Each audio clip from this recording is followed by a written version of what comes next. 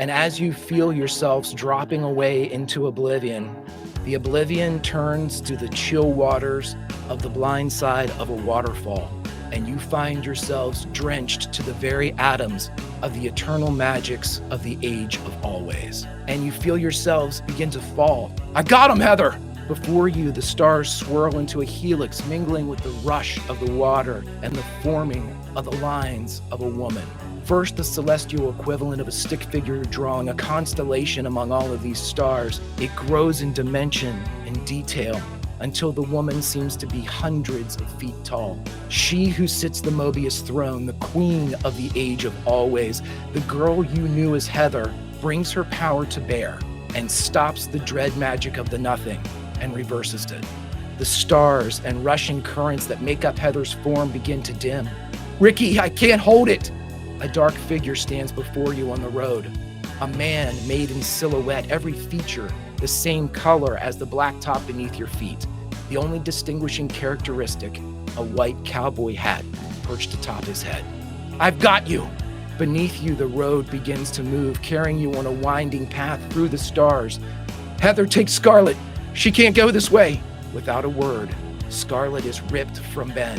The pair reach for one another, each silently screaming the other's name. I got her, Ricky! Shock joins the panic in the man's voice. My God, the veil, it's up, Heather, the veil's up again! Before you, a blue translucent haze blocks your path, rushing toward you. Ahead of you on the road, you see the black and white form of Ricky take on a bracing posture, steeling himself for what is coming. I can punch them through, but I'm gonna need power. The Queen's voice seems to originate in each of your skulls. Autobots, we need to punch through everything you have, all that you were, are, and will be. You're always and forever. Use it now. Magic swirl and revolvers fire as Ricky focuses the powers of his friends into a single point designed to turn the road beneath you into a fucking battering ram. You all break through this force field that is surrounding the earth, and as this is happening, there is a scream that comes out from the void just as the veil shatters, and Scarlet's voice rings across the void to Ben as he is still reaching towards her, a wail coming from his throat. Stay strong. I'll find my way back to you. And as you crash through the veil, a lightning strike destroys the library in Garrett. So what the fuck is going on? You guys saw all of that though, right? Going back to Garrett, freaking niches and the, I don't even know what the fuck it was. Dutch and me were there. I mean, I don't understand. I mean, Must be that's kind of when this all hallucinating. started though, right? That's when everything changed, so. And Mitch was there? I mean, I didn't even know Mitch was around. I thought he just disappeared. What is... No, I Nobody found has him. anything. I'm sorry, what? I found him. Yeah. Found him Yeah. where? I found Mitch. It was dark. Pennywise was there. I thought he was bad Mitch. Casey even. This guy called Casey looks just like him, but he's not Mitch. I was chasing him, fighting him, fought him into a portal, jumped in after the portal, wormhole, Mitch. Shannon, you hear something coming from your bag. What the? She takes it. She doesn't dare touch it, but she dumps the contents of her bag out on the bed. Each and everything that you had before this trip spills out onto the bed, as does a Mitchie talkie. What the fuck is that doing in here? Yo, that's vintage. Ben fights against Jerry, and his eyes are locked on you, Mitch. What the fuck did you do? What do you Where mean? the fuck have you been? I fucked off. Every time you this has to be for you, dude. This has to be you, man. I was chilling with a fucking clown in a pocket dimension by myself, and then Rob showed Shut up. the fuck up, man. We're not You kids shut up. anymore. I don't have to fucking listen to you. And he turns around to You Jerry. asked a question. Jerry, dude, she's gone, man. Did you see her, dude? What are we gonna do, man? What the hell is he talking about? Shit. Come on, dude. Jerry, I need you, man. I don't need...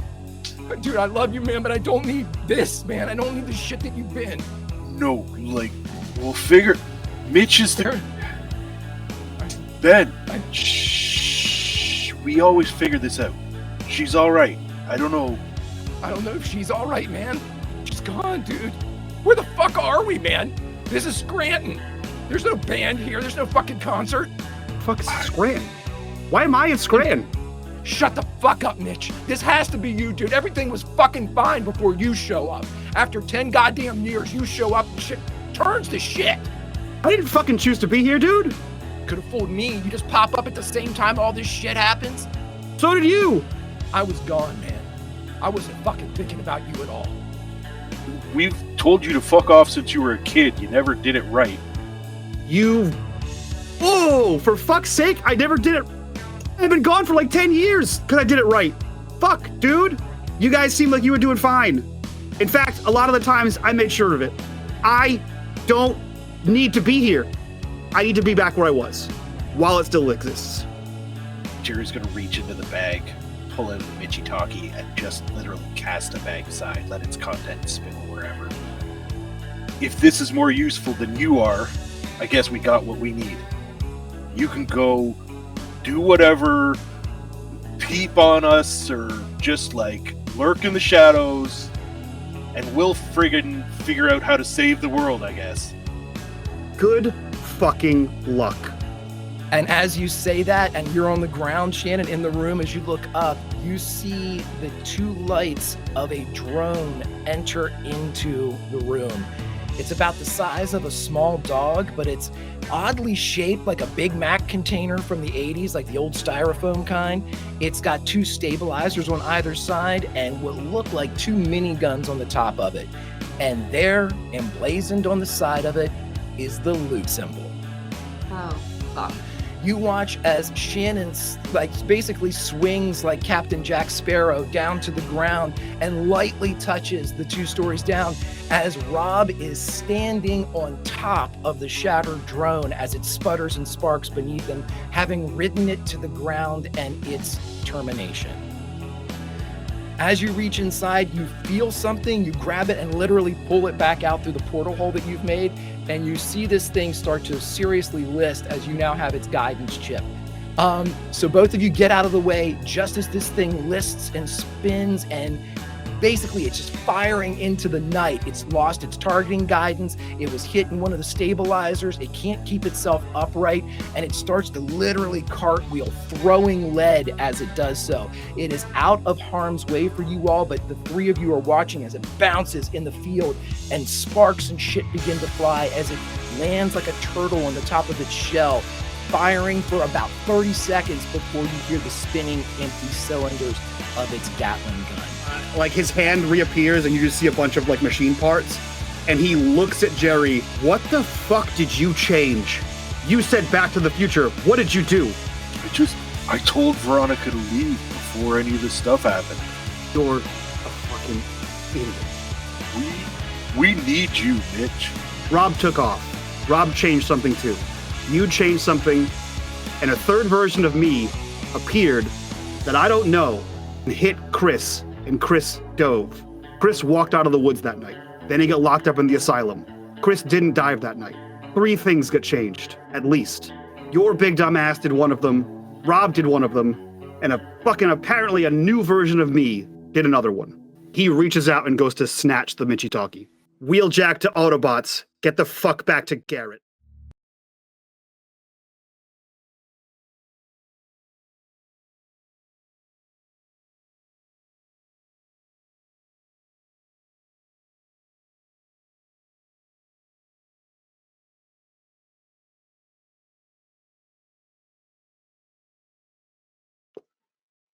Arise, minions, and welcome to unMadeGaming. We are here. We are back. I'm super zoomed in still.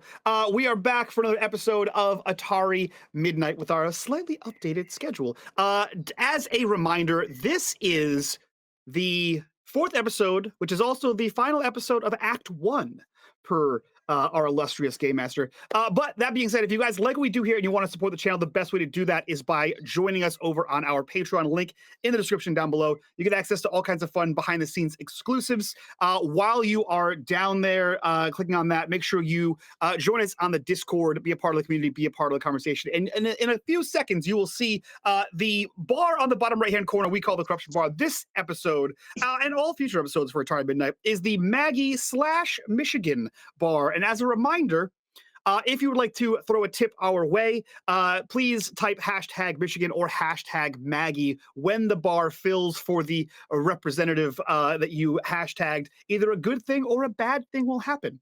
But either way, all of the money that goes to that bar goes back to these wonderful, amazing faces that you see here before you. And without further ado, Greg, hurt us, I guess. Well, hi, everybody, and welcome back to Atari Midnight. I will be your, as Mike said, your illustrious GM. I'm Greg, and today we are doing the end of Act 1, and this is Episode 4. So there is a bit of a transitional period here. And then before we get started, before I go into my spiel, I will let you know that if there is a contribution to the Maggie and or Michigan bar, we have a few new things that those will apply to as well that I'm going to get into with the players momentarily. But I will ask all of the players this. Presumably, when we left at the end of our last episode, we have a group of 3 in Scranton and a group of 3 in Las Vegas, Nevada. Presumably, they are all going to be headed towards their hometown of Garrett, Maryland. Now, they can decide not to do that. That is completely up to them. But I will ask this question, whether or not you think you're going there right now, let's just assume hypothetically that you are going back to Garrett. I will ask each of these. I've been asking them if they're happy, but now I must ask this question. If you are going back to Garrett, what or who would you like to see?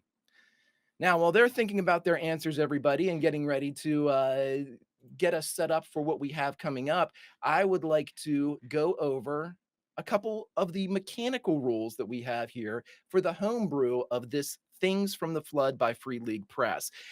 Okay, so friends, here's what I would like to do too. We asked the question, but each of our groups that we have represented, one made up of George, Rob, and Shannon, the other made up of Jerry, Mitch, and Ben. Somebody from one of those two groups must roll lead for me. You may talk amongst yourselves and decide who you'd like to do that. Shannon. She's got the gun. I agree. Yeah, that's fair. All right. Guess I'm rolling lead now. That broke Shannon's way, as I expected it to, but I'm more interested to see how the Scranton group breaks. Ben can't roll, but True. Jerry and Mitch. Mechanically, Bitters, I have a 6. Well, if we're going that way, I think I have an 8. You got it. All right. You got it. I'll let you take that roll. It's about Fantastic. I got 4 successes for Shannon. That is absolutely fantastic. So each one of those successes counts as 2 bonus dice that you can give out to your group. That means you have 8 that you can give out for this session. Okay. Greg, I would be a terrible host and an adequate player if I didn't tell you this. But we are sitting on 2 Maggies and 1 Michigan from episode 3. I have those. Okay. We'll get to those in just one second. But see, Bitters, you rolled 2 for Jerry. I got 2. So you have 4 bonus dice that you can give out to anybody in your group to help them complete a specific role. So friends, before we get really into the mechanics, I have a little bit more to talk to you about. Let's go around, introduce ourselves, who we're playing, and again, answer the question of what you would like or who you would like to see in Garrett, Maryland, if you ever get back there. Let's start with Frags.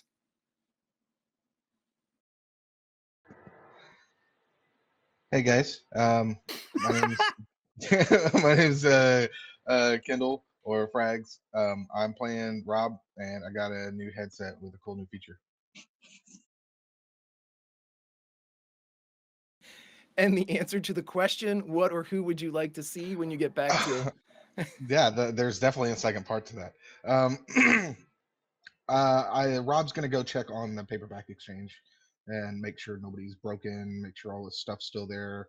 Um, his crying chair, all that stuff is just not messed with. Gotcha. Alrighty, let's bounce over to Rhino. All right, so I'm Rhino. I'm another Mike, one of three in this. Playing George Butts. Ultra Magnus is call sign. As far as Garrett, I think George has to go see his, at least, I don't even know if his mom is still at the house, if that house is still in the family name, what's happening there, if that got sold.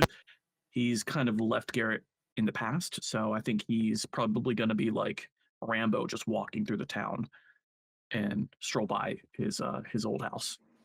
Gotcha. Now, I will say this, as of the last that you had heard, when you were down at the Naval Academy, your mom was still in Garrett, presumably in your childhood home.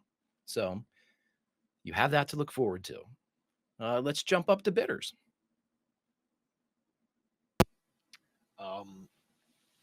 Honestly, Jerry's kind of just along for the ride at this point. He knows that Scarlet is a priority. We don't know where she is, so maybe checking in on the Blake family would be what he would suggest. Nice. I like that. Let's jump over to Mike. Hi, I'm Mike, and I was ready to answer this question. I saw you typing, so I jumped in. I don't think he's looking forward to seeing anybody here in town. I think if anything, the first place he probably goes is either the Loop or Teletran 2. Okay. Gotcha. Places, not people. Yeah. Fantastic. And last but certainly not least, as we go down to Meta. Hi, I'm Meta. Play Shannon. And I think Shannon would most likely go see her father, assuming he's still around. Also, I guess technically mom would be there too, but she's more of a kind of passive, I think, character for Shannon as far as everything goes. She's always been closer to her father. And she would probably visit the cemetery. Fantastic. Okay. And I would say this, unless you would disagree with me, Meta, I would say that Shannon's parents, the last that you had heard about them, were still in Garrett. Yeah, I mean, she would probably have sent maybe a postcard, maybe two over the years, but other than Okay. that, yeah. All right, fantastic. All right, friends. So here's what I would like to do. Because this is a homebrew version, we've gone from Atari Twilight, where we were using the Tales from the Loop, and now to Atari Midnight, where we're using things from the Flood. Everything is a little bit more sinister, a little bit more terminal here in this version of the game from Free League. So I want to be able to go over exactly what you have as far as the constitution around your body, what you can expect to have as far as hit points, so to speak, in this version of the game. We talked about it briefly last time, and instead of conditions that would mechanically make you roll at a disadvantage or roll at a penalty, you do not have that mechanical penalty anymore, but we do have to, anytime you get a condition, mark it down. You have 5 such opportunities to gain a condition. On the 6th, when you would have a 6th applied to you, your character evaporates. That means that they die in this world. And so, because we stated before, your characters are not from this timeline, so they have to be extra special careful whenever they are doing things that would kind of draw attention to themselves, make a target for themselves. And as the eyes of this timeline turn to you in the forms of these conditions, your hold on this place begins to weaken.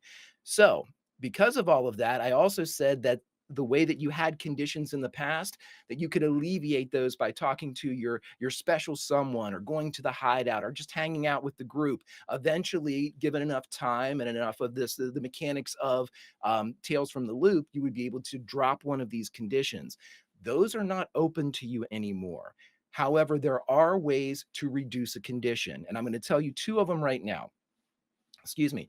The first one is, if you take 2 lead dice or 2 bonus dice, you are able to apply those to any one player character and remove 1 condition. So for every 2 leads, right now we have 4 with Jerry, we have 8 with Shannon. Any of those can be used in combinations of 2 to reduce 1 condition from 1 player. The other, a Maggie boon. If you have a Maggie boon, right now there are 2 of them, you have them banked. So if right now I am banking these 2 Maggie boons that you all have, because we're just now talking about this. At the end of the episode, you have the option to do the following as a group. If somebody has a condition, maybe they're hanging around 4 or 5 conditions, you can apply one of those boons to reduce one of the conditions from 1 player. However, if you elect not to use the Maggies and bank them for the next episode, the ability to remove a condition is gone. I will then take the Maggies and give you something good. You'll still get a benefit from it, but it will not be able to reduce a condition from that point forward. Same thing with lead dice. Once we leave the session, you no longer have access to those dice. Thus, you cannot use them to reduce a condition. We good with that? Written So down. So at the end of the episode, I will ask you, anybody with conditions, would you like to apply lead dice? Would you like to use one of the 2 banked Maggies that we have right now?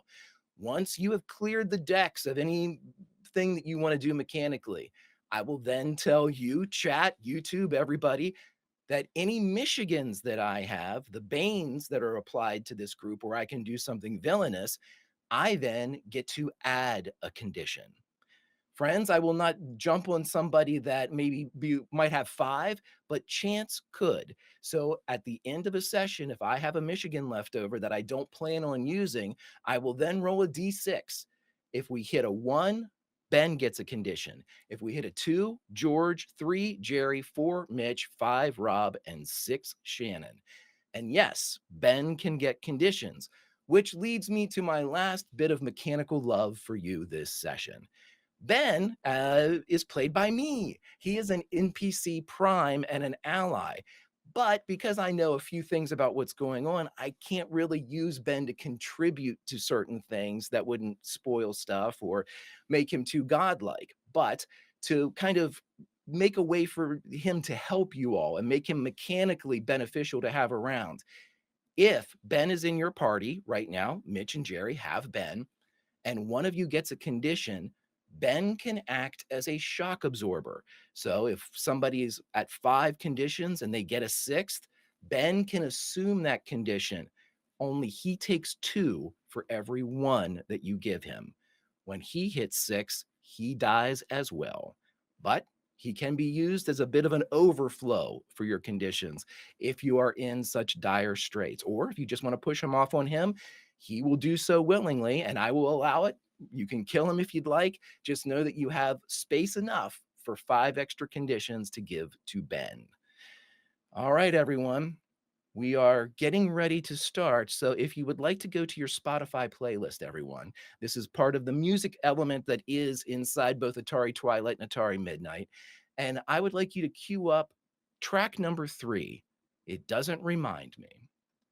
Right now, friends, we're not going to do a full recap because I desperately want to get into a few things that we have going on here. Currently, it is Saturday, August 22nd, 1998. The time in Scranton is 3:33 in the morning. The time in Las Vegas is 12:33.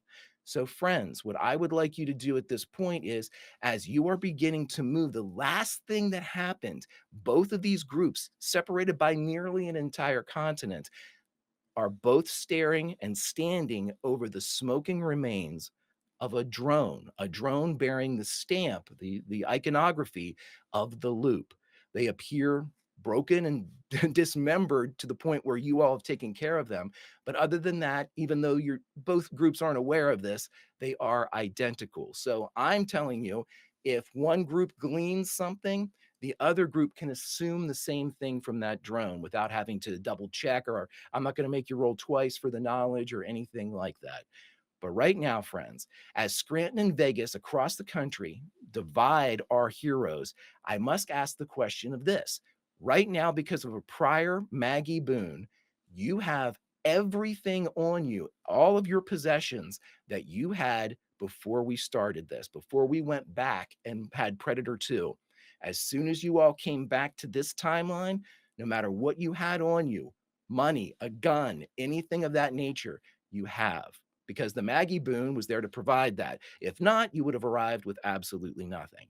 It's at this point I need the groups to begin to think of whatever they would like to, but if there is a congregation that is going to be made to Garrett, Maryland, how do you intend to do that? And the second thing I will say is the Mitchy Talkies that both groups possess did squeak to life with the call for Mitch to make your way back to Garrett. You also heard another foreign voice give you the latitude and longitude of your hometown. Friends, as we pull back the curtain, one in a dark field in Scranton, Pennsylvania, that in another timeline was full of rock and roll music, but now decidedly different and filled with silence. And we have Las Vegas, Nevada, the city of sin, filled with the debauchery of a decade almost past.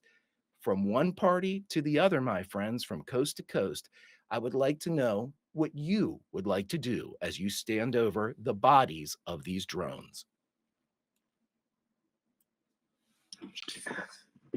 I think George would like to examine them and see if he could scavenge the gun mounted to them and see if it's integrated, something he could use, something the group could use, or if it's just gonzo. Absolutely. You would immediately notice that one of the guns has been damaged beyond repair. It was shot in the last encounter and no longer works. But if anybody would like to look at these drones, please roll me a program.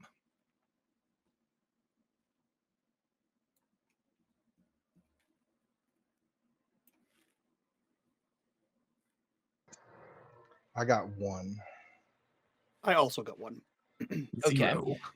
So this goes then. So George, as Rhino, as George leans over and starts to look at everything, you're kind of fixated on the gun. There is one of them that appears to be functional. It hasn't taken any damage other than the fall damage from the second floor when Rob wrote it down like Slim Pickens.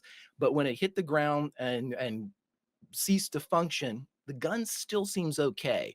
However, Rob, you're the one that decides and deciphers that there is in fact a maintenance latch on the side. This is the exact same thing a country away that Mitch, you see that there is sort of like a hexagonal nut that's keeping this maintenance hatch in place on top of this disc-shaped drone. What would you all like to do to proceed? So the maintenance hatch, it's got a screw, like I can't just open it. I gotta. Right. It's a very simple one. It's certainly nothing that would be a problem, but it is one of those kind of specialty, almost Allen wrench-esque hexagonal screws. So you could try to do it with your hands. If you have some type of tool that you would like to utilize to get this open, you can. I would say this, it's not designed to be opened with just your hands, but you can certainly try. Okay, I do have a tool to use. Hey, George. Do you have can you Inspector Gadget this thing open? Sure. Yeah, All right. So yeah. Okay. Give it a shot. You want to have an Inspector Gadget finger, or are you just going to like go Gadget and twist with your strength? What would you prefer? I don't think there's any twisting. I think it's a jam and pry. Okay. Then if you could roll me a force. All I got's a flat head. One success. Yeah, it's easy enough. As soon as you grab it, you are able to, however you would like to, like kind of plane underneath the bolt, you get it open and it begins to unscrew, which you can immediately thread. I will say this, because Rob and George are a bit preoccupied. Shannon, if you could roll me investigate, please. One success. Shannon has already basically established that she is a predator in this world. And so, with those same instincts kind of at play here, Meta, Shannon is the one that remembers that you just left a gunfight inside a casino 2 floors up and jumped out a window. There was plenty of noise going on from the other side of the door in the casino proper that definitely heard the drones, like Gatling guns, going off as they shredded the shit out of that room. They heard you return fire. They heard broken glass. At this point, you don't see anything coming from either end of the alley that you're currently in. However, with the noise from above and behind you and the sound of commotion out towards the front of the casino, you're not entirely sure how safe this area is going to be for much longer. Yeah. Okay, Watson, Sherlock Holmes, let's maybe go somewhere that's not out in the open while you figure out what this is. Just take it along. Vegas is not friendly to open fire. It's about 100 pounds, maybe a little bit less. So you all could easily carry it amongst yourselves. If you would just like to give me, you don't have to get there yet. Just tell me a general direction in which you would like to go. Are you just looking for a place to hide? Are you looking to get as far away as you would like? What's the intention of the group? For Shannon, she would have had somewhere nearby across from where she was investigating. So she's hoping that in this place, wherever they are, that maybe there's something similar. Obviously, she's just completely taking a stab in the dark, but that's the first instinct that she would have. I'll give you this one for free. Was it a building that you had kind of used as like a... Yeah, it probably would have been like an industrial warehouse or something that wasn't really occupied that she could have set up shop in. Right. We'll say this, because we are on Fremont Street, we can use one of those sort of standalone Nevada maintenance structures that they have every Mhm. so often to base. I think they have power relays and things like Right. that in them. When you go to find that, it is not there. And in its Okay. place is some type of fast food restaurant. Not the best, but we'll find a booth. Okay. So as you all begin moving, nobody kind of, you don't hear like stop police or anything like that. You're able to move out of the alleyway. I will ask collectively the entire group to roll sneak just for Greg's personal enjoyment.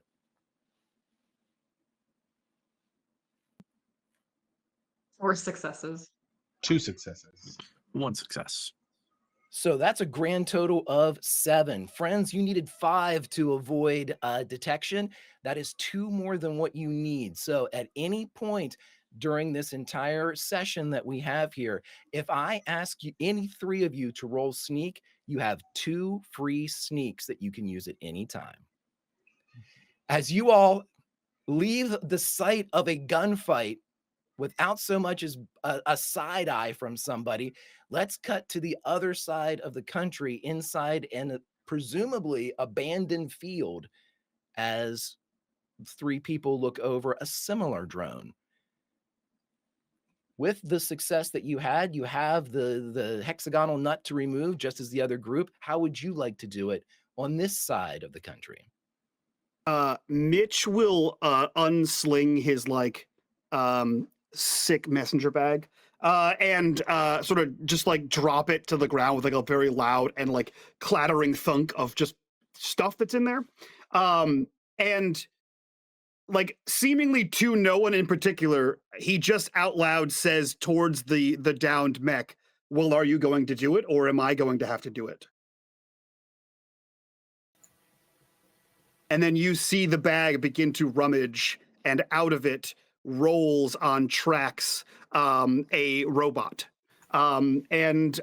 This is the robot that Mitch has built, which is, of course, Greg, for your notes, your lore keeping, is called the Mobile, Intelligent, Techno Companion, and Helpful Experimental Laborer, or Mitchell.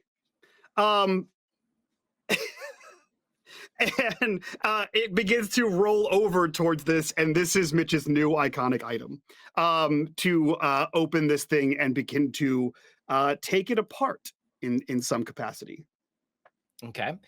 So with the acceptance or with the success that you all had from the program rolls, I will tell you this: both groups are able to divine the following, at least on surface level, from the interior of the drones.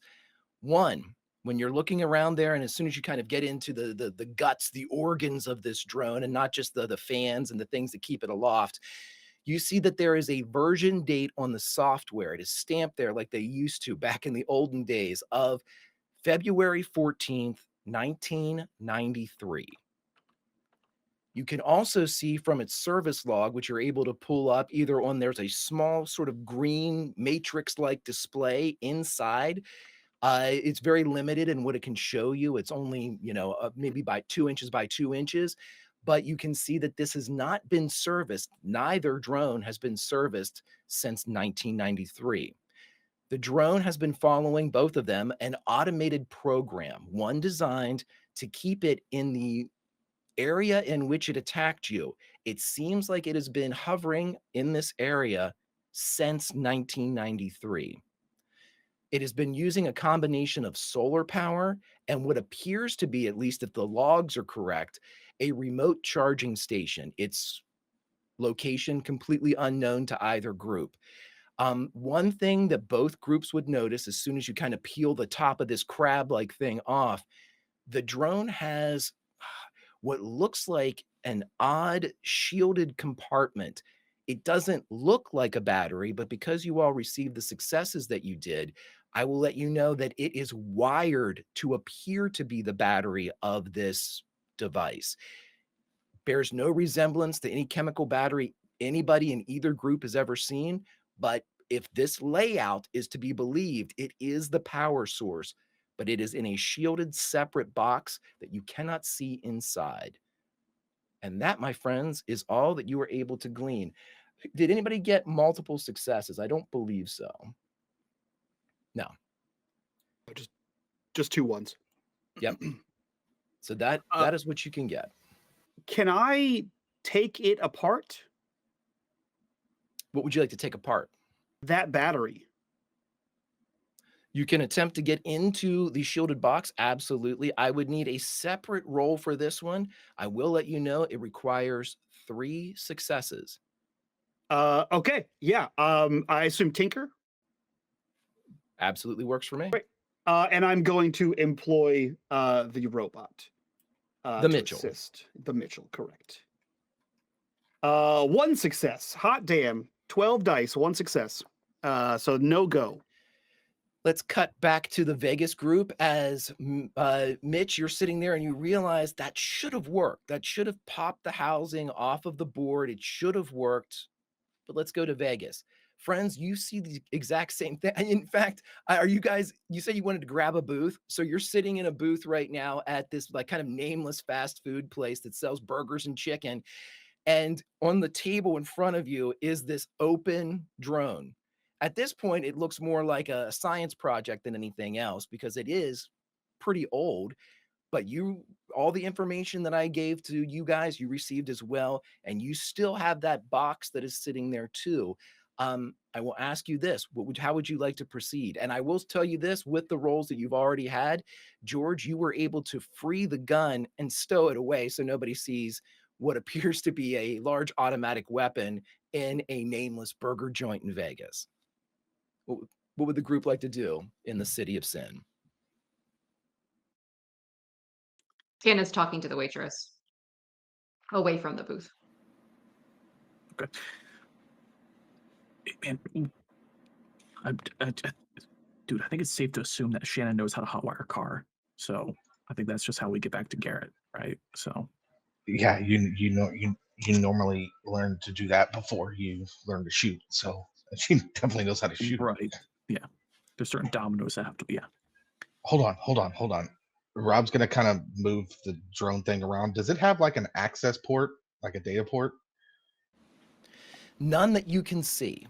On the exterior, there doesn't seem to be anything. I will let you know this, and I'll give you this one for free because Rob would know enough about this, considering who his father is. There are two what appear to be magnetic and metallic strips on the bottom of the drone. You can only assume that these are probably the conductive metal for the port that it charges in, but that's your best guess. There doesn't seem to be any other type of exterior plug, USB, some type of data port, nothing to that effect. Damn. That was Rob said that as he's looking around. I was gonna try to see if maybe you could like interact with it and connect to it. Do you have a? Can you connect to things? I mean, technically yes, but like, I don't. I I don't mean, really not know like how. emotional connection. I just meant like you don't have like a. Yeah, I don't have a thumb drive. Yeah. No. Damn, you So- really should. We really dropped the ball on you not having a thumb drive, didn't we? Fantastic. I will say this, because you've had some success and it's in a relatively safe environment here. You're not under any pressure. While you can't see any ports from the areas that you have exposed, you too have that kind of what appears to be the battery, but that secondary compartment in there. If there's a port in there, you can't see it. Does anything with the drone, like would prying anything or using like a knife or other utensil to unscrew or dislodge anything, would that be helpful, or do we kind of have physical access to what we can't get access to? Yeah, you do. At this point, you basically have the patient laid open, and it's almost like you opened up somebody for open heart surgery. Everything's where it should be, but right at the heart, there's a metal box around it. So you can see and pull and yank anything else that you want out of the motherboard, or all of the, the bits and bobs inside this drone, except for that box. That box is something wholly separate, but as you all look at it, you can see that has to be the power source. It doesn't look like a battery, but everything else is wired and feeding into it. So Shannon is asking the waitress a couple of questions. Sure, she has a name tag that says Trish. She has like a 50s kind of diner motif on. Hey Trish, sorry to bug you. Can we No get a couple problem. menus? But also, you're familiar with the area. I'm guessing you're a local. Absolutely. I knew it. I'm looking for a reliable mechanic. They don't have to be open right now. I can visit in the morning, but mechanic shop nearby, walking distance. Oh, absolutely. My brother-in-law. And she begins to write down what is essentially a muffler repair shop, but she assures you that he does all kinds of automotive repair. Awesome. Thank you for that. Appreciate it.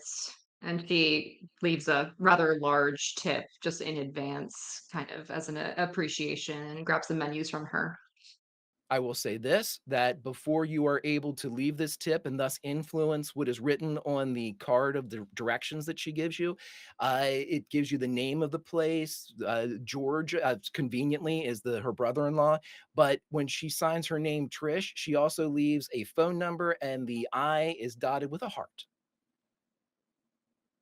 Shannon winks at her. You have made a friend for life. Trish will now die for you. No. Fantastic. All right. How would you guys like to proceed? Shannon makes it over and places menus in front of both George and Rob. Eat. We don't know the next time we're going to get a chance. Pick something.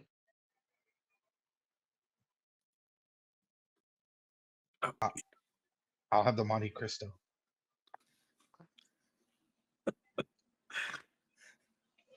Now the beef Wellington. Yeah, let's go for that. Beef Wellington waffle. It's just a Right. waffle that's got beef Wellington on it. Yeah. Okay. You're all She able kind to of- fuel up? Yeah.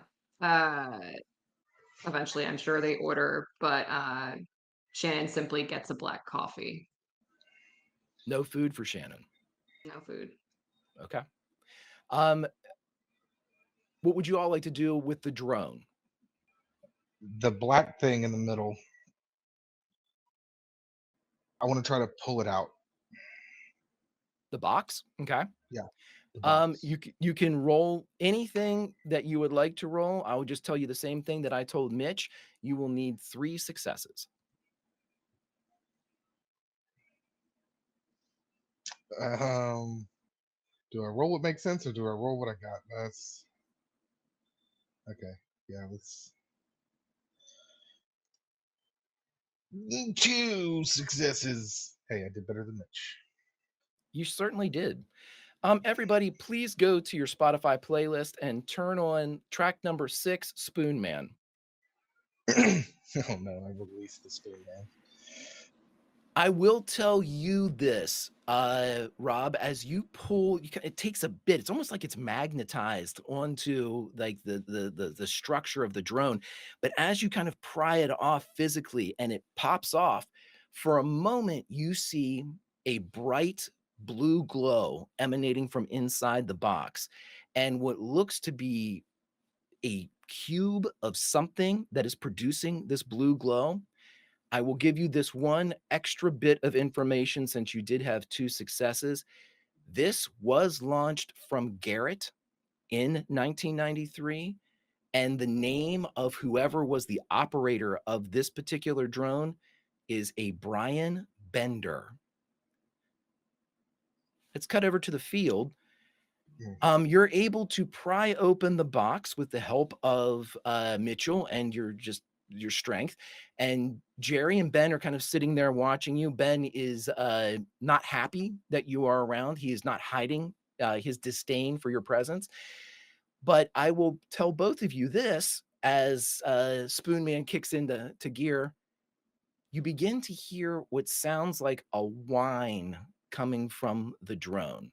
It's getting louder and louder and louder, to the point where in the fast food restaurant, there are only 2 other customers, turn and look, and Trish kind of looks from the back out as this thing begins to hum until it's almost screaming, and there is a strange smell coming from this cube.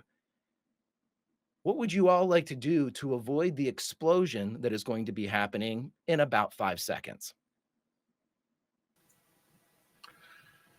Table flip. Table flip. Lapse. Pull backward behind the bar thing, those diner bar things, I guess. I don't know. Okay. So Shannon, who has multiple avenues, you can get as far away as you would like. If you want to roll a move roll for me, everyone's going to have to roll a move roll. But if you want to describe what you do, you have to have 2 successes to describe what you do. Anything other than 2 successes, I describe what you do. Great. Oh, I got 1, so it's all you, Greg. All right. I also got 1. Let's see. So did anybody get more than 2? All right. So friends, there is this in Vegas, right on Fremont Street, the old strip. It's seen it all. It's been there from the advent of the mafia building up this city in the sand all the way through to present day, when it's become more of a tourist trap than anything else, where you have, let's just say, older clientele that are moving from buffet to buffet, playing the slots, slowing the place down a little bit. But for this moment, the city of sin is accelerated back to its peak when gunfire was not uncommon along the strip. However, in this moment, an explosion rocks this fast food joint. With that explosion, each of you takes a condition. This one is dazed. And as you blast out of this, Rob, George, you break through a window and find yourself out on Fremont Street. Shannon, you get thrown into the back, conveniently into the arms of an equally flailing Trish, as the 2 of you kind of crash into the back wall. The other customers, you're not sure what happened to them. They're down as well. And to say that there is an almost immediate emergency response in the form of sirens, screaming, and general bedlam is an understatement, as artillery fire, presumably, has gone off in the middle of Fremont Street. One thing that you all see just before you land where I said you landed was an explosion of blue. And Rob, you know this hue very, very well. Let's cut back to Scranton. Everybody, same thing's happening here.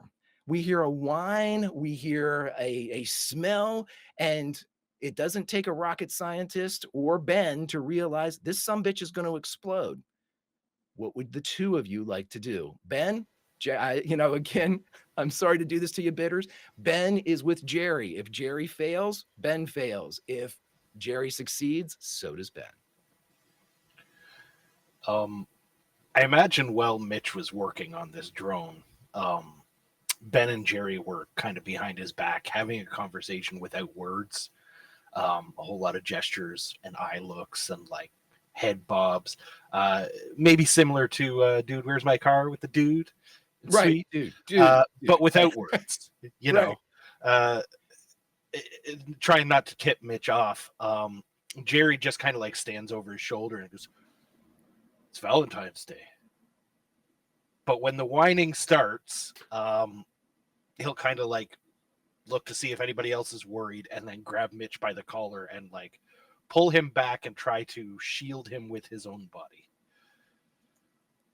Really? Yes. Alrighty. So I would need a move roll from Jerry and a move roll from Mitch. I'll give Mitch 2 of my leadership dice. Look at that.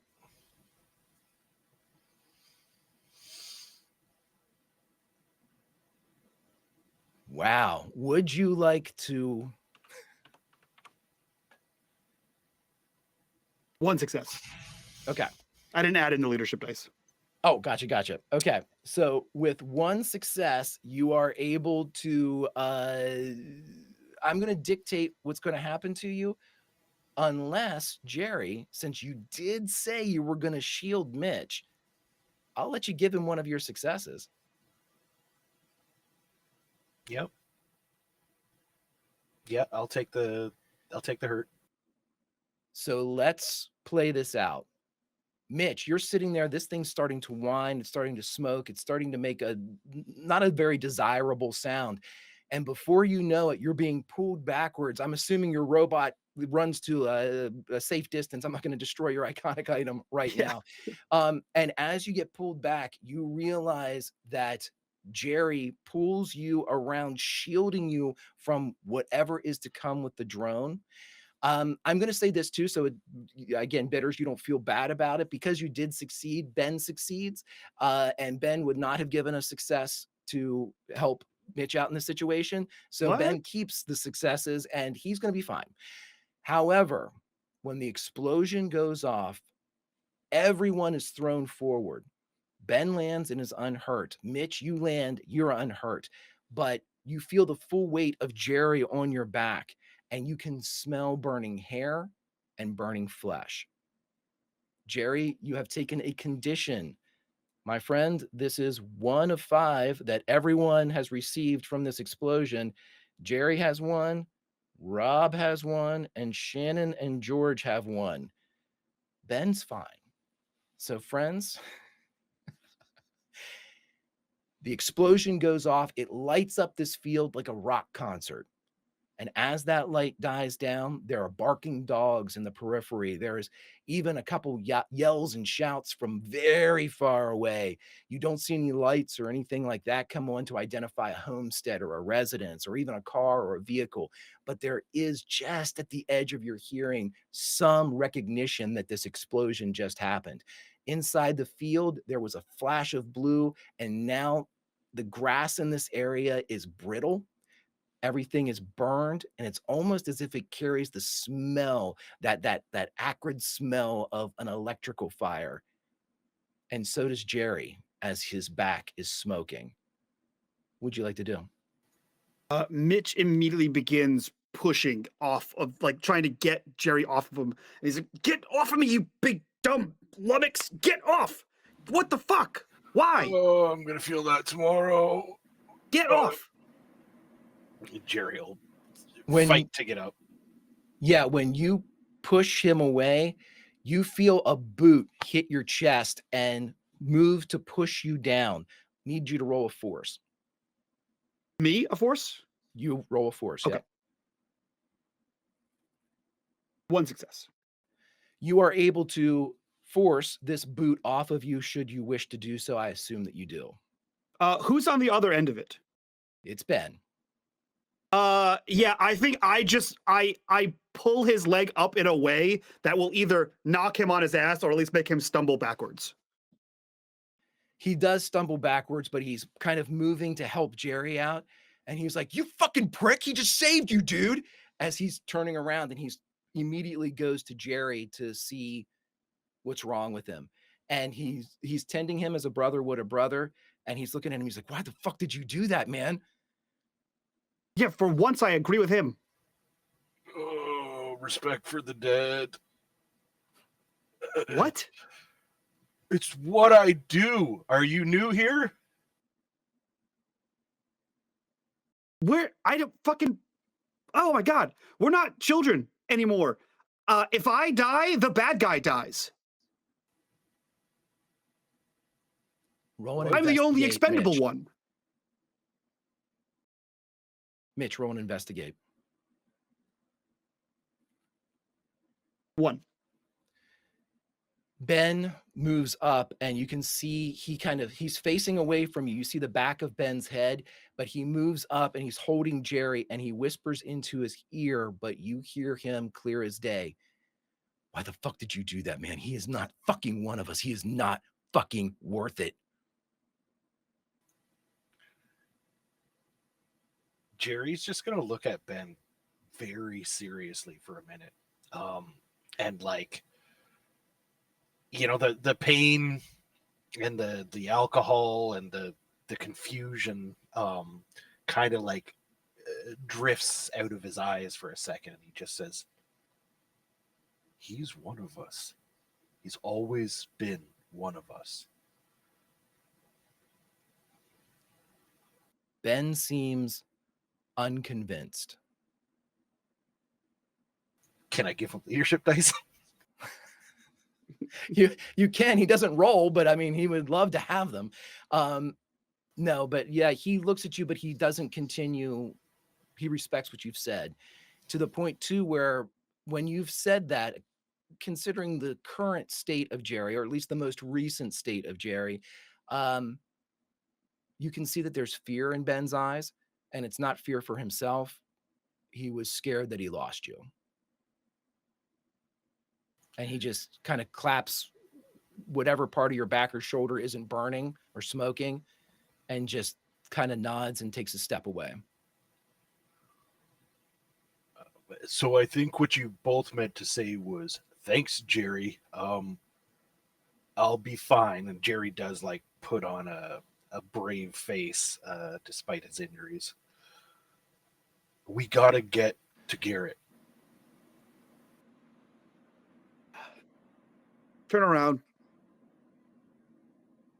Turn around. What? Turn around. Jerry will turn around. He kind of whistles and like jerks his head towards Mitchell, who like flips open his bag and retrieves something, and he just breaks open a little tube and starts squirting cream on the back of Jerry, as that's his survival bag, because he lives in an apocalypse. So he just starts like putting like essentially like burned or antiseptic cream on bitters on you. I traveled through the void onto Jerry, and he goes, Puts the lotion on his skin. yeah. He goes, so you don't get infected and die or whatever. Yeah, we gotta go.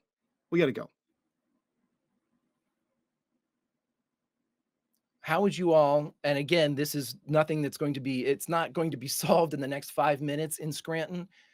What's your plan for getting from Scranton to Garrett? It's a good question. I don't think Mitch has one. I think after he's done with Jerry, he just grabs his bag. He adjusts his bag, and then the robot sort of tumbles into it, and he just puts it back over.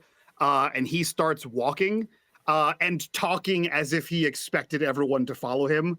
And as he's walking, he just says, "Where were you before you were a kid again?" Here, we were here. It was Lollapalooza. Okay, I assume that's a concert. Yeah. There's not a concert here now. No. We got to get to a road. We can thumb it, maybe. Does your head hurt?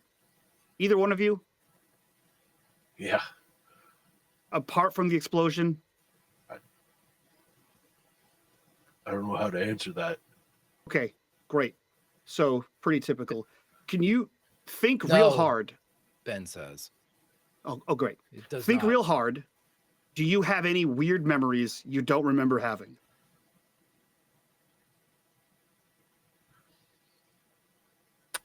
No. Ben And- is fiddling with a wedding ring. No. Okay. We're here wherever you were. There is no concert. That likely means we're not home. We're somewhere else. Like the last time. And if you don't have weird memories, that means you're dead. Remember the lake?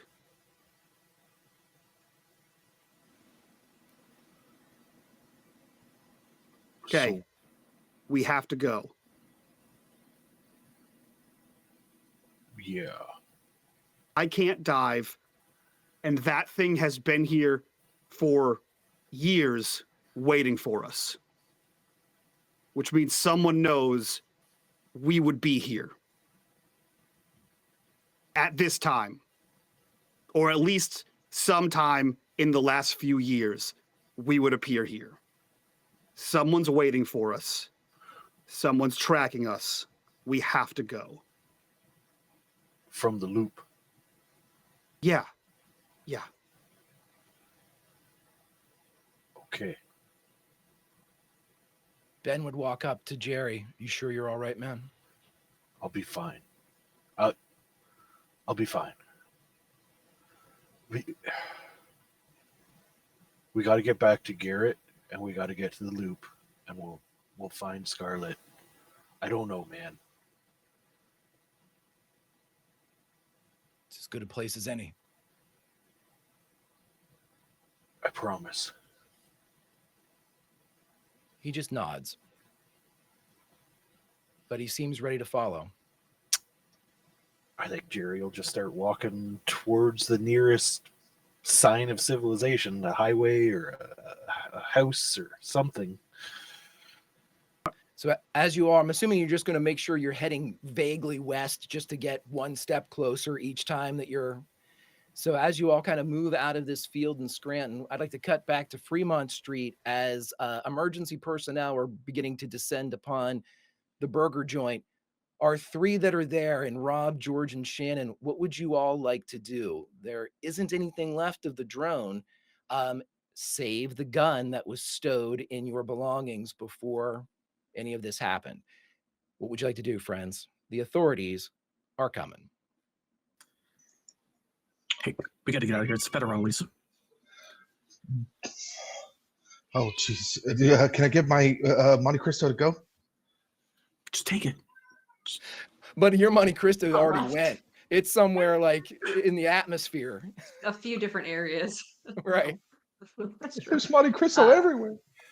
Shannon checks on Trish, make sure she's like not heavily injured. She's like, "Hey, you okay?" She is, because of your earlier sneak rolls. Nobody believes that you were responsible for the explosion. They're thinking like gas leak or Yeah. something that, you know, a restaurant would suffer from. There is an immediate kind of response from the back as a like early 20s manager comes out and she's like, "Oh my God, what happened? Is everybody alive?" There are a couple the other two customers don't appear to be like fit as a fiddle, but nobody appears to be dead in the area. It went very well for them. I rolled prior to see if there would be any fatalities in your particular section. You all lucked out. Nobody died. So you are in the middle of what was going to be an investigation here pretty soon by a fire marshal Yeah. and most likely police. Please tell me what you like to do. Shannon shouts to the open area, guys, come here, because she's planning on taking him through the back exit instead of through the front. I think we're already kind of heading that way anyway. Oh, okay. Yeah, I listen. Do I still have the box? You have the top of the box, yeah. Oh, so the box is empty. Yeah, when you pulled it Oh, up, when you I had the opened shell. it. Yeah, Yeah, that's the when energy. it blew up Okay. inside. Yeah, but you have the casing still clutched in your fingers after you were launched through a window. Yeah, with the guy's name on it and Mhm. year. Yeah, Brad something.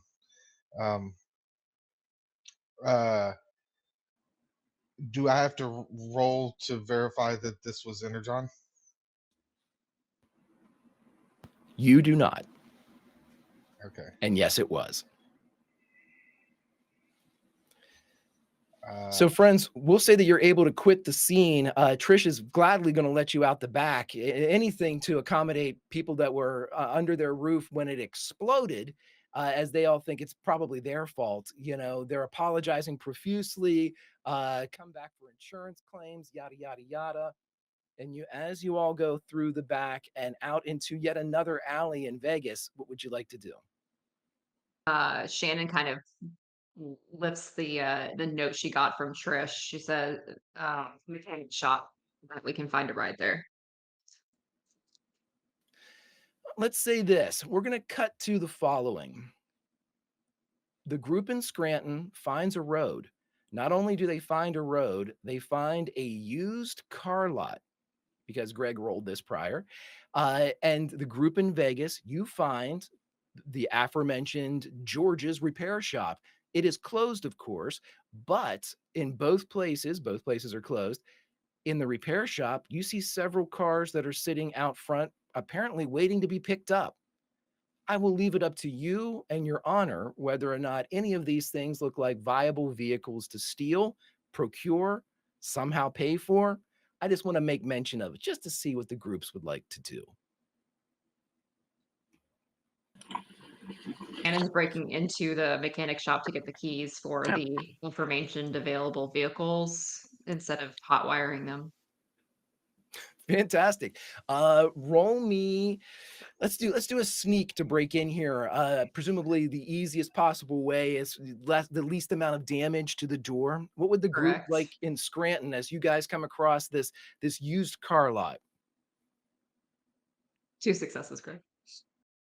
You have a choice between a pickup truck with a crew cab, or you can have a more, I guess, an economical Honda Civic hatchback as far as gas would be concerned. One's good on it, the other isn't, but the other one's beefier. What would you like? We're going for the truck. The truck it is. And we're going to cut to about 10 minutes, and the three of you are sitting in a truck, somehow going in whatever direction you wish. I will assume that you're heading east towards Garrett. You have everything on you that we had mentioned before, but you have escaped Las Vegas. Scranton. Go. I'm sorry. You had something, bud? It's not the most important. How many seats are in this truck? 4. Okay, so there's okay. All right, never mind. I just make sure. I mean, you could fit 6 really, because there are bench seats in the front and the back. This is like a 96, let's just say. Oh, okay. Okay, so there's 2 rows. Gotcha. It's fair. I just wanted to make sure I got a window seat because I wasn't going to sit. You got one, buddy. Christ. Nailed. It is yours, should you desire it. I mean, you could sit really close to the driver or really close to somebody in the back, but yes, you have a window seat. Nah, Shannon might try to kiss me. But I'm not going to do that. Shannon, I'm assuming you're driving. Yes, she doesn't even ask if they want to drive. I know I felt stupid asking, but okay, yes. Shannon is driving the eastbound vehicle, but let us cut to Scranton. Friends, what would you like to do? I think Mitch is looking around for what he can perceive to be the oldest car here. Give me an investigate. Absolutely. 1 success. The oldest one that you can see here, and you're not even sure exactly what it is as far as the exact date, but it is roughly 75 to 77 Bronco, and it does not have the top on it, and it looks beat to shit. But if you've ever seen those cars, it still looks pretty cool. He kind of looks to Jerry and Ben, and then shrugs and starts walking towards the Bronco. I imagine in the spare second, there's plenty of cars and a severe absence of keys being in the pockets of people who no longer exist in that second. And the only mode of travel Mitch had was hot wiring cars. So he heads over to an older car and attempts to hotwire said car. Roll me a tinker. Absolutely. 1 success. You were going to succeed no matter what, but 1 means that you do it very quickly. You're able to strip the wires and basically have this thing fired up in less than a minute. Nicolas Cage would be very proud. Hell yeah. We are gone in 60 seconds. He revs this thing up. You see him twist the copper wires together to keep it going. And then he just sort of hops in. To which no one has ever really seen him drive well. But he hops in and says, all right, let's go. We did see you blow up a car one time. Shut your mouth, Greg. I mean, I thought that's my job. I'm the narrator, so I thought I'd bring that up. Given Greg's skepticism, I think Ben and Jerry share a look about Mitch getting in the driver's seat. And then Jerry just goes, shotgun. Ben gives the sign of the cross and jumps into the back. Yeah, he just hauls it out of there. Okay. So, my friends, you have escaped Scranton as far as any indication or any type of confrontation that might result in the explosion of the drone or your appearance or any of that nature. And at this point, the 2 groups are headed towards each other. Now, of course, Scranton, you guys are, by the way the crow flies and the way that you guys gonna assume drive, it'll take anywhere from 5 to 7 hours of total drive time to get to Garrett. Everybody coming from Vegas, 30 to 35 hours of drive time. That's continuous driving.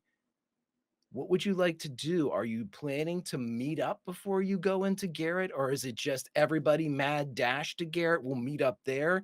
You do have your Mitchy Talkies, should you care to communicate. I was about to suggest that to the group in the truck. Be like, hey guys, maybe now that we're alone and not under prying any drones or anything, we could try up the Mitchy Talkie. Who has it? One of us has to have it. I think Shannon has it, and she has the bag open because she has like her side satchel. Rob or George. If I'm assuming I'm riding shotgun and that Rob's in the back, like using the bench to his advantage. Yeah, lay it down. That's rad. So I think I just take it and I squawk it twice just to make sure it's on. See if I hear anything in response, and then he just redoes into wheeljack. Yeah, this is Ultra Magnus. Yeah, Mitch, you're driving. Do you try to drive and Mitchy Talkie, or do you hand it off? Here's the thing: Mitch hasn't had companions in 10 years, Greg. Sure. I think depending on when this happens, at 3 a.m. there's not many people on the road. So Ben and Jerry would see that Mitch can drive. It's probably around the morning time when other cars start appearing that it becomes problematic because he didn't have companions on the road. He never had traffic before, so this is his first time with other drivers. But he definitely does like reach into the bag on the floor and like leaning over as he's grabbing at this thing, trying to like rummage and find the walkie-talkie, fully like swerving in the lane because who's going to arrest him in a time where police don't exist? So he doesn't really consider the rules of the road as he is reaching for this after hearing Butts' call. Jerry, from the shotgun position, if you were to look back and see what Mitch is reaching for, you would see that the bag is there and that Mitch should be able to get it, but Ben has it looped around his boot and he is moving the bag as when Mitch reaches one way, he's moving it to the right. When he reaches it, he's moving it to the left. And he seems to be doing so without really paying attention. He's looking out what would be a window, since this is completely no top on this thing. His hair's blowing all over the place, but he's doing it to expert. He's perfect in his execution with this. Motherfucking where I put Hey, 10 and 2. Damn it. What's a tenant? Why? It's like 4 in the morning. Shut up. Because you're gonna kill us all. Hey, There's no one even here. what do you want to go in the back and cook us a 3-course dinner too? And just drive the friggin' truck.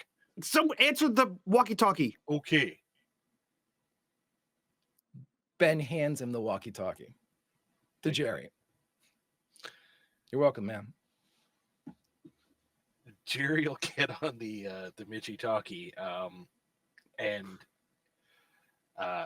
press the button and say, Autobots, come in. What was Jerry's call sign? What was your call sign? Ironhide. Okay. Breaker, Ironhide. This is Ultra Magnus. Come in. Fucking breaker. Oh my God. Down. Fucking CB radio. Jerry Reed starts singing. Yeah. Oh. Big trucks come on rolling by. Yeah, we got ourselves a convoy. Oh no. You all can hear each other. Have at it. Ultra Magnus, are you alone? Over. That's a big negative. I'm not alone. I'm here with. I already forgot y'all's all signs too.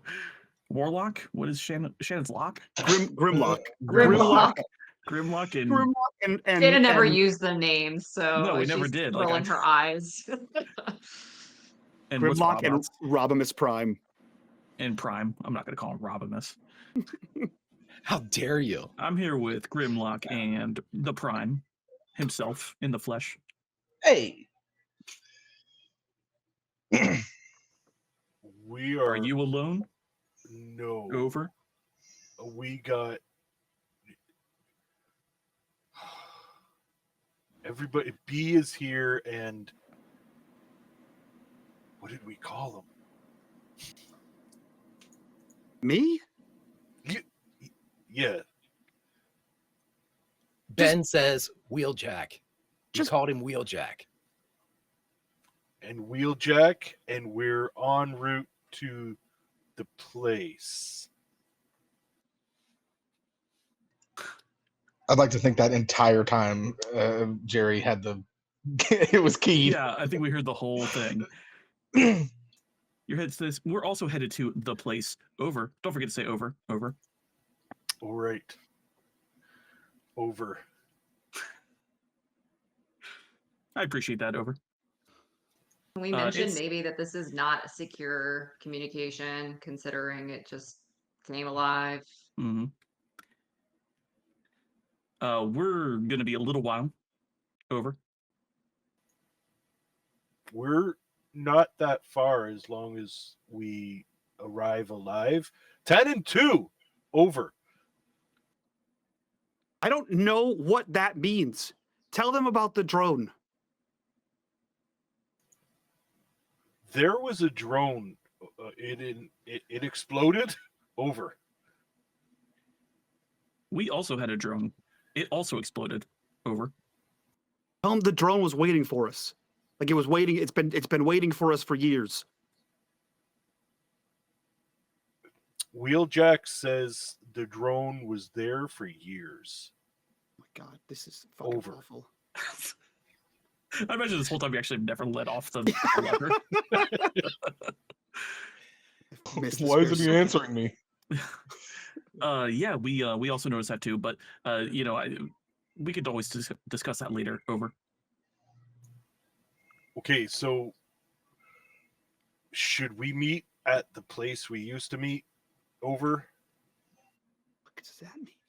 Guys, that's a great question. Should we go straight to Garrett, or should we meet outside of town? Ask them about their memories. The same question I asked you.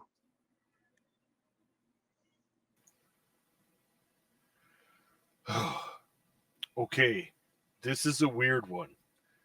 Do you guys have any memories that you didn't have before?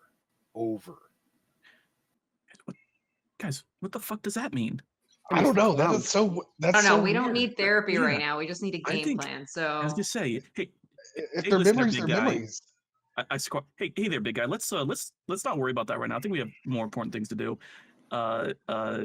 Let's plan of action. It's gonna be a while. I don't want to say how long, but it's gonna be 30 a hours. while. Oh, 40, it's not supposed to be 50, 2 secret. weeks. Who knows? We don't know who's I'm listening. saying- We're gonna drive in shifts. No, we're not. What the fuck? Yeah, okay. Anyway, look, it's gonna be a while. It's gonna be over a day. We'll be there. You tell us. You're gonna get there before us. You scope it out. You tell us. We'll meet you where you think is safe. Over. We'll meet you at Out the it bush. out. Over. If they're going to be there before us, just have them figure out if we should still go all the way in or not. I mean, Exactly. Yeah. So I didn't hear him because Rob wouldn't shut the fuck up. Can you repeat Rob's last? literally Over? he's literally laying in the back, just throwing in commentary. Is it still there? Literally a Ask, backseat driver, right? ask if it's Yeah. still there. If what's still there? When was the last time you were home? It's been a while. You Yeah. said this isn't even our home, but I they- understand. it's a place, right? We know where that place is. Okay. Yep. Okay. Let them know Okay. that we're not home. Let them. Can you convey that? Yes. Okay. This is Ironhide. We're not home yet either. We'll be there soon, though. That's not fucking. Oh my god! Give me And- that. Give me. He's like fully like trying to wrestle it out of Jerry's hands. Jerry will eventually let it happen. God damn it! And he just yells that over the thing. The memories question was for me. Do you have any weird memories that you didn't have before waking up here? How would we know we didn't have them if we already have them? I'm waiting to Because see you'd if you're have a done, over. weird memory that you didn't have before. We How would weren't I know talking to if you I right didn't now. have it We're before? not talking to you right now. We don't have this button pushed down. You also didn't say over. Over. You're not following the protocol. This is elementary schoolyard rules here. You have to say Listen, over. we're not. It's like the last time. We're not in our home. no kidding. Yeah, Holy we're not. crap. We're hours Freaking away, dude. genius Like, of over course there. we're not at home. Over. Did you all get fucking dumber? What's happening? This definitely isn't did. this isn't our world. George, are you going to tell him or do I need to? Tell him what to shut up. I mean, we can Yeah, try. just shut the fuck up. Are Yeah. we? Is he saying we're not on Earth? I don't No, know. he's It's- saying exactly what I said before, which was the stirrup wasn't how it was when I left, and when we came back, it was different. He's Oh, implying like we the don't fucking real- know basic Oh, normal yeah. logic. Hey, Yeah. here. Wheeljack. Yeah. So I squawk. Hey, Wheeljack. Yeah. Turns out that yes, the answer is yes, but also kind of no, but yes. And Okay. maybe we should talk about it like not over an open line. Over. Oh, I'm saying like so much like a Valley Girl. It's coming back. So anyway, If- you guys are gonna get there before us. You scope that shit out and let us know where's a good treft punk for us. Over. It fucking and he just hands the Michitaki back to Jerry. Before Mitch hands back to Michitaki, I need a sneak roll from Mitch and a sneak roll from George. Ooh. 3 successes. One success. With 3 successes, both of you, the Michitakis, stop. But with 3 successes, I will allow you to make a roll here, Mike, where you can give me a tinker or a program where it concerns the Michitaki. I'll give you a tinker. One success. They are currently being jammed. Hmm. You can hear the static. You realize that there is a signal. And with those 3 successes for sneak and the 1 for tinker, out here in the middle of nowhere, you don't see anybody that could be following you, triangulating you. The only thing you can think of is it's probably satellite based.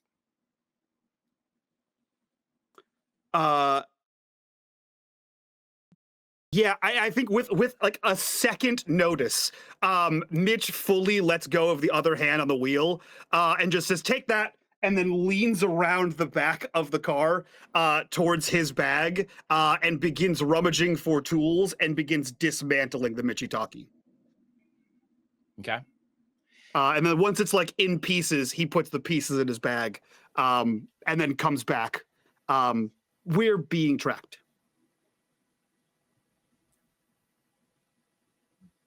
What? I don't know how dumb everyone is now, but the easiest way I can say this is we're being tracked from space. And he says it like very like dejected, like he's not going to believe what I just said. Ben's in the back and you hear him say, "You mean like a satellite?" Oh God, yes, like a satellite. All right. He sort of nods at Jerry to let Jerry know that they've reached the envelope and the extent of Ben's knowledge on this particular subject, but that he is happy enough with the answer that he gave that he just kind of nods sagely, knowing no more than what he has just offered. Okay, so what you just did fix that then? I don't know. I don't know how they're using satellite to track a terrestrial makeshift Radio Shack walkie-talkie. That shouldn't be a thing. I don't know how there was a stealth drone waiting for us for 5-6 years. So maybe, man, fucking who knows? Who knows? How's it feel to be the dumb one in the group now? I don't think that's true. Me and Ben both knew about satellites, just saying. Ben's nodding sagely, as if he knows more, but just not sharing. He does not. Let's cut to the desert. Your Michitaki stops working.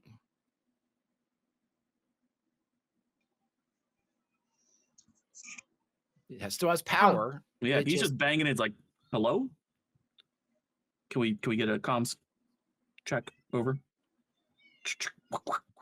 It sounds right. It sounds like there should be somebody on the other end. You're getting your squawks and all that staticky goodness that's coming from the Michitaki, but there is no Michi on the end of the talkie. What the hell? Okay, well, we didn't want to talk to you either. Over. He's just And mad I when think he you just talk like about our throws it up onto the memories. dashboard, up into the nook up on top of the dashboard, into the windshield. Yeah, we got 30 hours. We'll figure it out. They'll let us know. Hey guys, I mean, what? What's wrong, Rob? I think those drones were powered by Energon. Fuck. Actually, no, I know they were powered by Energon. I recognize the feel of the energy that came off of that thing. Why would Energon have anything to do with the drone? It was from the loop, right? Well, wouldn't the loop have energon? I don't. Not unless they were somehow able to harness it. So Mitch says this isn't our world. So this is a different, like when we were jumping, when we were jumping and we went through all the different realities and everything. Mm-hmm. What if in this reality they somehow captured captured that Optimus and took his spark and made it into an energy source. This might be a That's what they've bad been time trying. to mention I don't really have any memory of that stuff. Just whatever you're saying doesn't make any sense at all right now. Oh, you Okay, got so you magnitude. remember he's just gonna literally like look over at George and start directly talking to Butts. Yeah. To So be very fair, Jerry and Shannon and Ben and George, if he decides to, would have very spotty memories of your youth in Garrett. There are things you can remember. There are, you remember your love and affection for all of your friends and buddies that you bust balls with and had adventures with, and you have a broad strokes outline of the things that you've done in the past, but the specifics, Rob, you remember, Mitch, you remember, details are fuzzy. I'll allow you to come up with as much as you would like. You can remember as much as you would like, but there is a force at work on at least a handful of you that sort of prevents too much introspection into your youth. yeah, so if you're just going and droning on, George's gonna be like, dude, I don't really remember that. It was 10 years ago. It's been a long time, man. I Oh, remember some man. of it. Like I remember bits and pieces, and like I remember the high notes. But like Energon, I'll be honest, I don't kind of remember the Energon. Oh, that was man, like you gotta remember the Energon. I forgot, man. I'm sorry. We're gonna have to Okay. take your word for it, Rob. 'Cause Okay, I'm not no crazy. idea. I'm not saying that you are. I'm just saying I know you didn't you're say hoping it, for some but kind of Dude, I the totally believe you about implication the is Energon there. stuff. Just tell us about it. Like what's I like don't what's know. the significance, I guess? Like what's the big deal? So Energon is well, I mean, you remembered your names, right? Not really. You saw me earlier. Yeah, but like I mean, I know we had like nicknames for each other, but that wasn't really my thing. we didn't give ourselves those nicknames. Optimus gave us those names.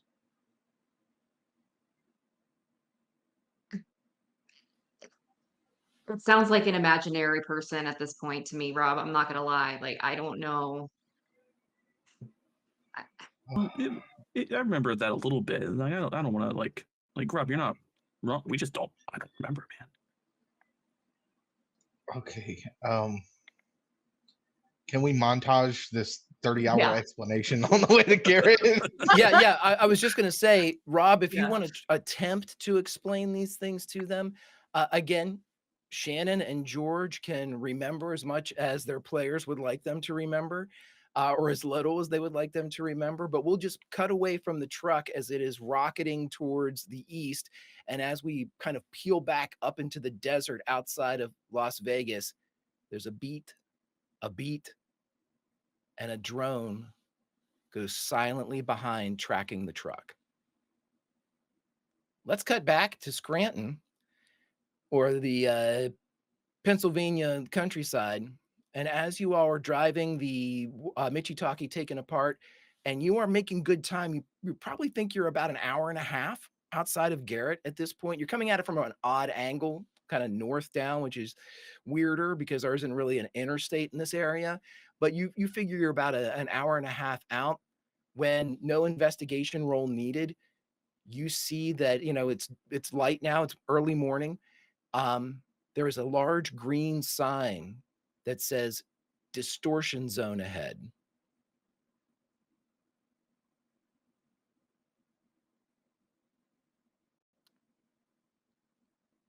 There's no, you said this was like back roads, right? Mm-hmm. Mitch slams on the brakes, like 2 foot stomps on the brake pedal, screeching the Bronco to a halt and lurching what I assume is no one buckled in.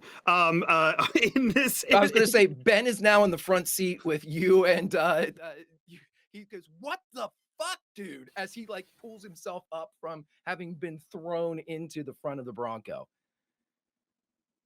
Sorry. What do you remember much of the late 80s? Sure. Okay. Jerry? I mean, I guess. Okay. After we did the whole thing with Butts' dad and we fought the robots and you were in the coma thing, right? The next that that summer, the summer vacation, the summer we went to Butts' house because he had the Nintendo and we were playing and then the TV changed. Zelda. Yes, but no, that was yeah, kind of. The TV changed and we saw weird things. We saw weird shit because we changed the timeline because the crystal said stop us, we're in the loop, we destroy the world, right? Don't wait Okay. on me. Keep going. Okay, just trust me. There was like a weird news broadcast, and there was like fucking God. Shannon was like on a hill with like a cat, and like my dad was there, and then like there was like these things. Regardless, there was like a weird news broadcast that was from the future, I think, and it said something about that. And he points towards the sign that says the distortion zone. Ben looks up at it, like tucks some of his hair behind his ear. I don't remember distortion zone signs. And he looks at Jerry. Well, in the newscast, it was like a remembrance thing, and Garrett was basically a crater or something. Are you saying Garrett's a crater here? No, fuck. Listen, in back in like '88, in the summer of '87, I don't know. It kind of blends. There was a weird future newscast on Butts' TV, and it showed a guy talking about a event that happened at the loop, and it was called the distortion zone, and everything was fucked there. And now I see signs that are saying for a distortion zone. So my brain jumped to Garrett is fucked. It's not our Garrett anyway. Ben isn't trying to be an asshole at this point, but you can tell, man, I don't remember. I remember what you're talking about, but I don't remember that. And he points towards the sign. I don't remember that being a part of it. Yeah, it's because it didn't happen. We thought we stopped it from happening. That's what we were doing. The with the crystal we stole from Maggie and it said stop us with a loop. Then we did, and then the next year it said it happened in like '88, and we thought we just kicked the can down the road, and then we fucking teleported all over the multiverse or whatever the fuck. Okay. You're traveling down the road at 60 miles an hour, Mitch, and up ahead is a sign that says distortion zone ahead. Do I have the recollection of that, Greg? You absolutely do, yeah. Jerry is sitting like he was, and Ben's laying out in the back. He starts, so I start to slow down, and I look over at Jerry, and I just go, "You good?" Yeah, the distortion zone would be a great name for a guitar store. You hear from the back, it would.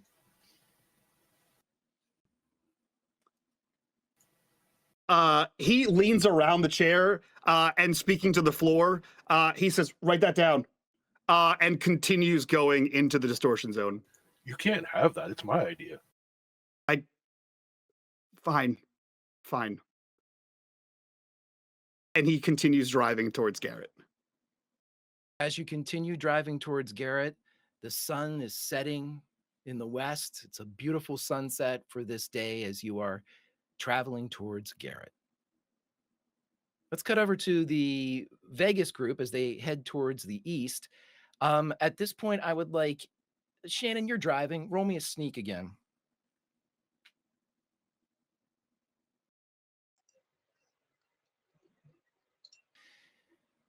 Up ahead, you see, and again, we're going to say that this is several hours into your drive. We're in the afternoon of the following day. So you've put maybe, 14, 15 hours into this thing. And as you are driving through here, you start to see signs indicating that up ahead, we're just going to say you're getting close to like Indianapolis, right around that area. And as you're getting close there, you look around and you realize that, well, let's make give me an investigation roll, everybody in that car. This is Rob, George, and Shannon.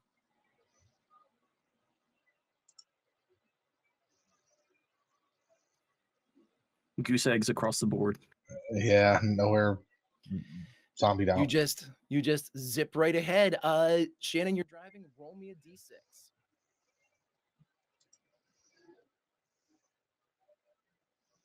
You faded out, Greg. What were you saying at the very, very end? I'm sorry, my mic keeps silencing me because I'm laughing like an idiot over here at some of the things you're saying. Roll me a d6, please.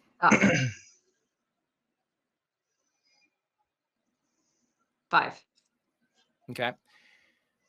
5 hours later, as you all are driving, roll me one last investigation check, please. Okay. All of us, or just her? Everybody again in the car. Yeah. I wanted to see how long I had to wait before I asked you to do it again.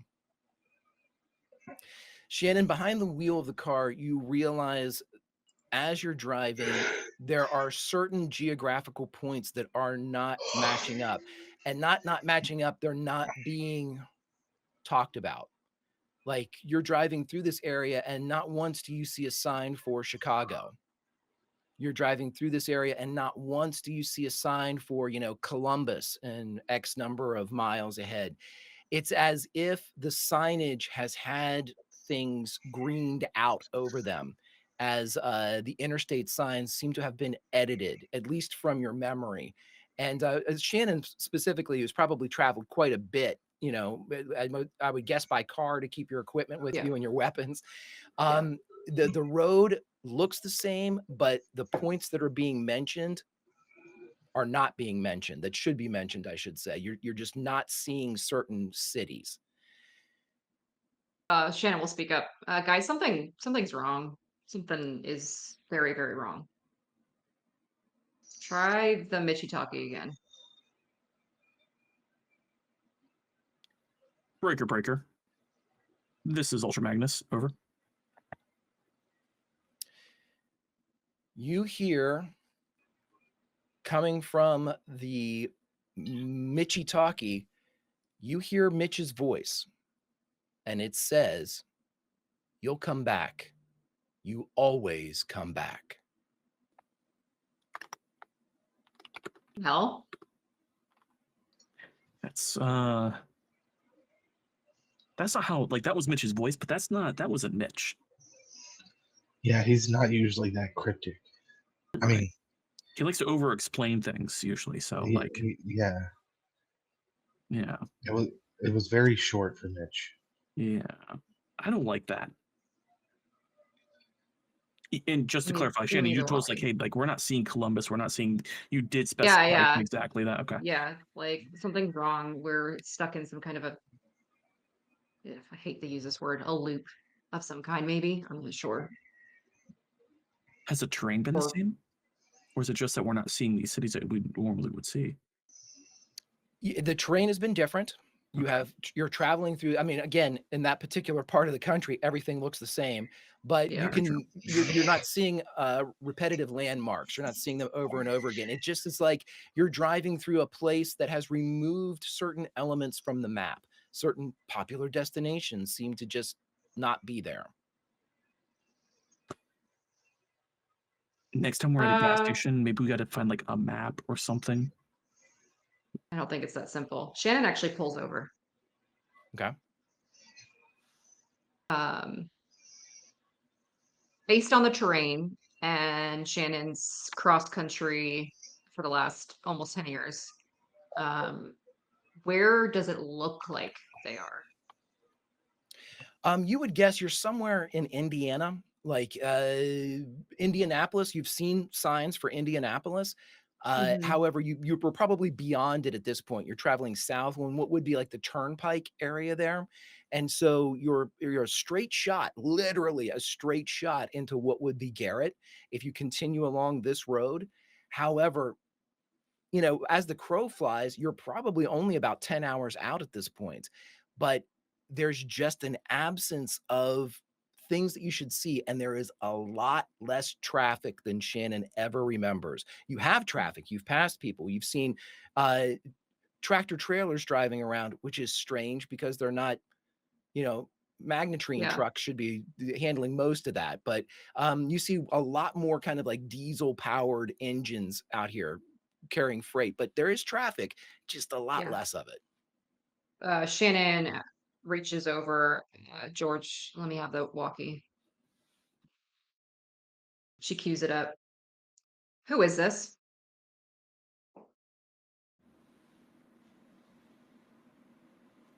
Keep going, Shannon. You hear Ben.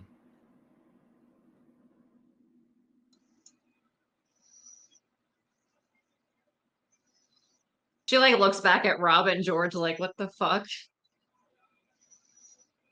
Yeah.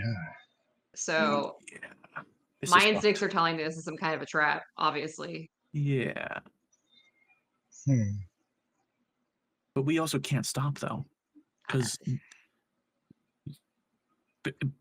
Ben, Jerry, and Mitch were all headed towards Garrett. Like we. What if they're going through the same thing that we are? They could be. I think this could be like a. That's. Yeah, I think we just got to keep power through. Okay. One of you is gonna actually drive.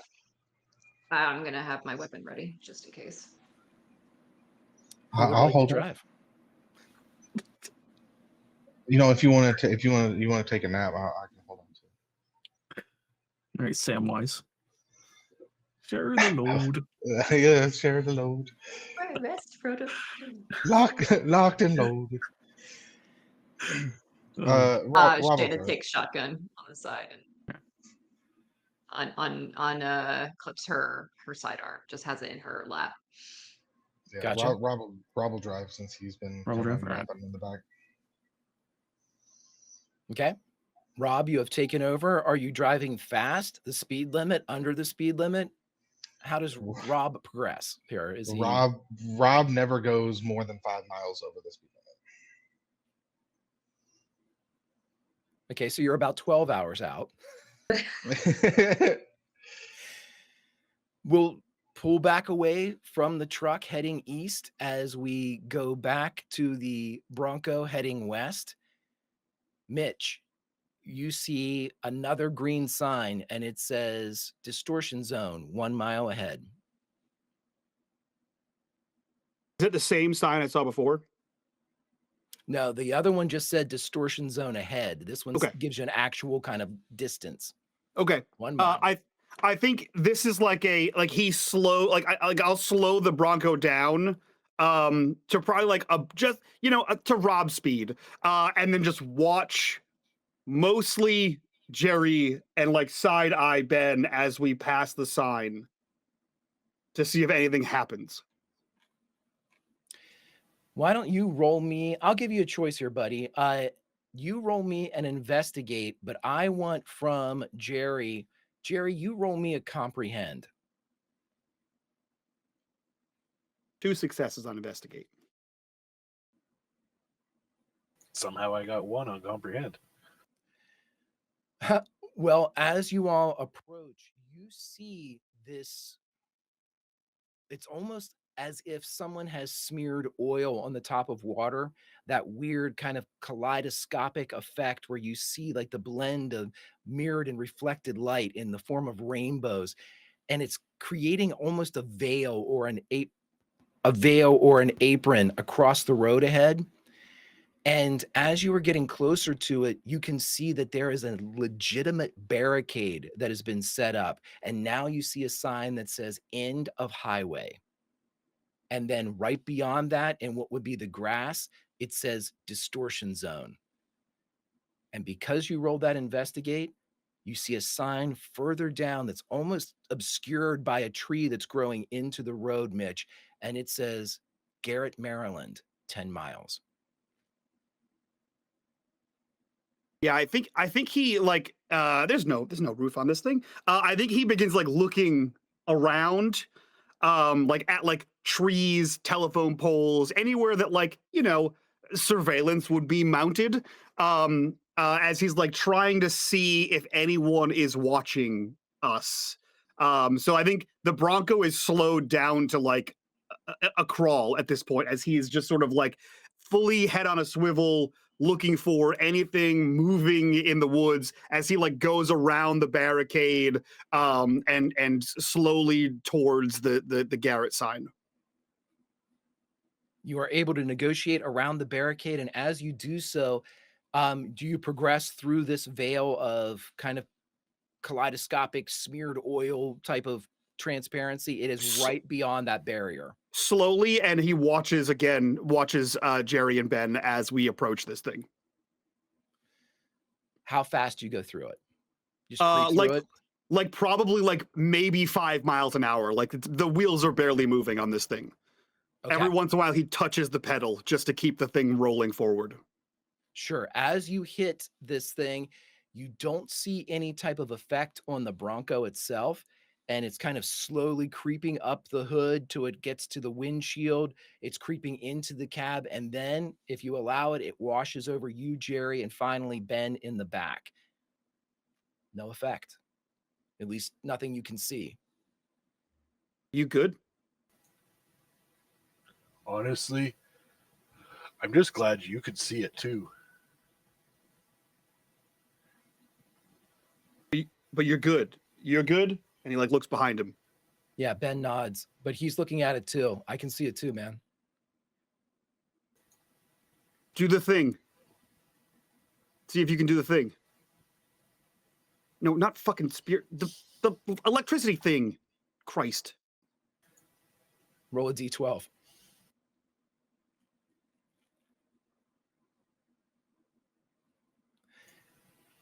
How much do you...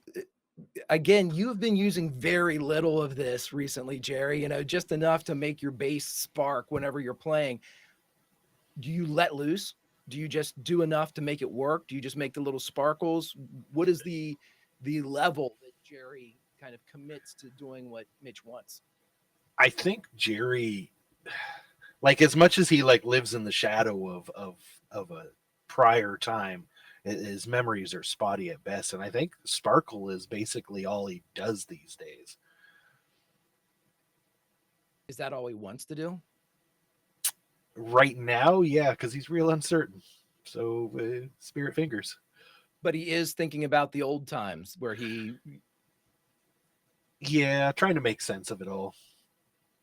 Then, Jerry, if everybody could go to your Spotify playlist, please. And if you could...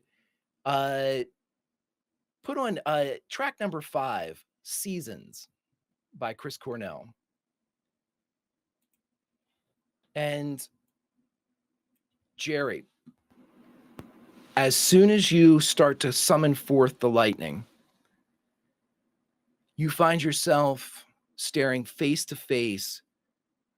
You're no longer in the Bronco. You're on this tarmac, this hard concrete.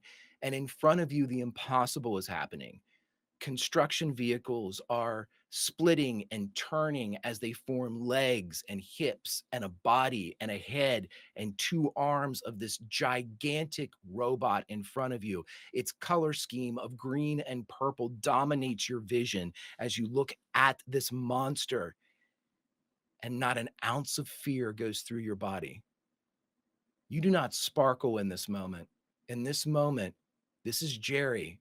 If he had never stumbled, if he had always drawn straight through life's biggest fucking hurdles, and with a bolt of lightning bigger than anything Jerry has ever summoned, erupts from his hands and disintegrates the robot in front of you. Mitch, you see this arc, and you've been around this shit, I'm assuming, working with power and the scientific applications of such. You have never seen a display like this from Jerry or anything you've created. It shoots into the sky. It lances. You're not sure it stops. Ben is silent in the back, and a And just tear so- rolls down his cheek. Just so I'm clear, you said a robot? That's what he sees. Oh, okay. Got it. For you all, Um, it is just the road ahead. I think the Bronco continues to like slowly roll, and as Jerry's in like this pseudo fugue state, I just turn back to Ben. Is that more or less? He just shakes his head. Never seen it. So more. A lot more.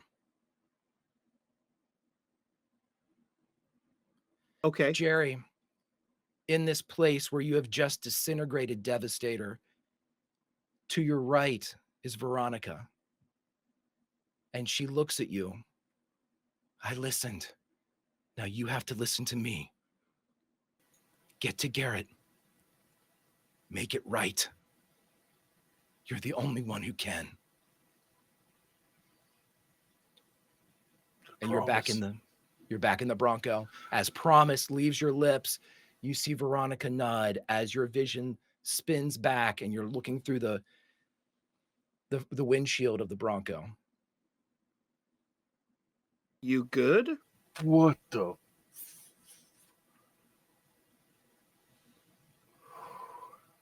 Ben's hand rests on your shoulder.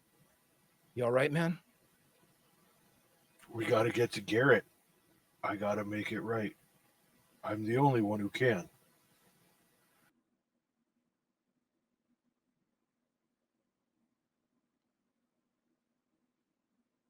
Well, it's only 1 mile to Garrett, man. Sign up ahead says Garrett, Maryland. 1 mile. What do you mean?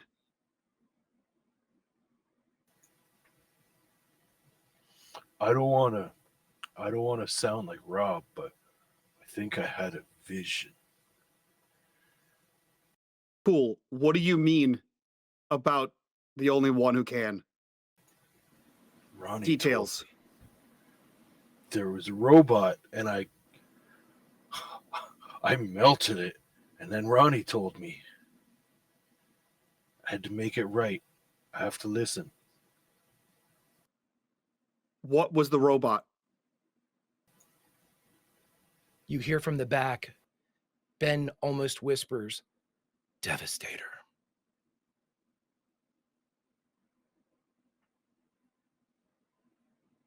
Devastator.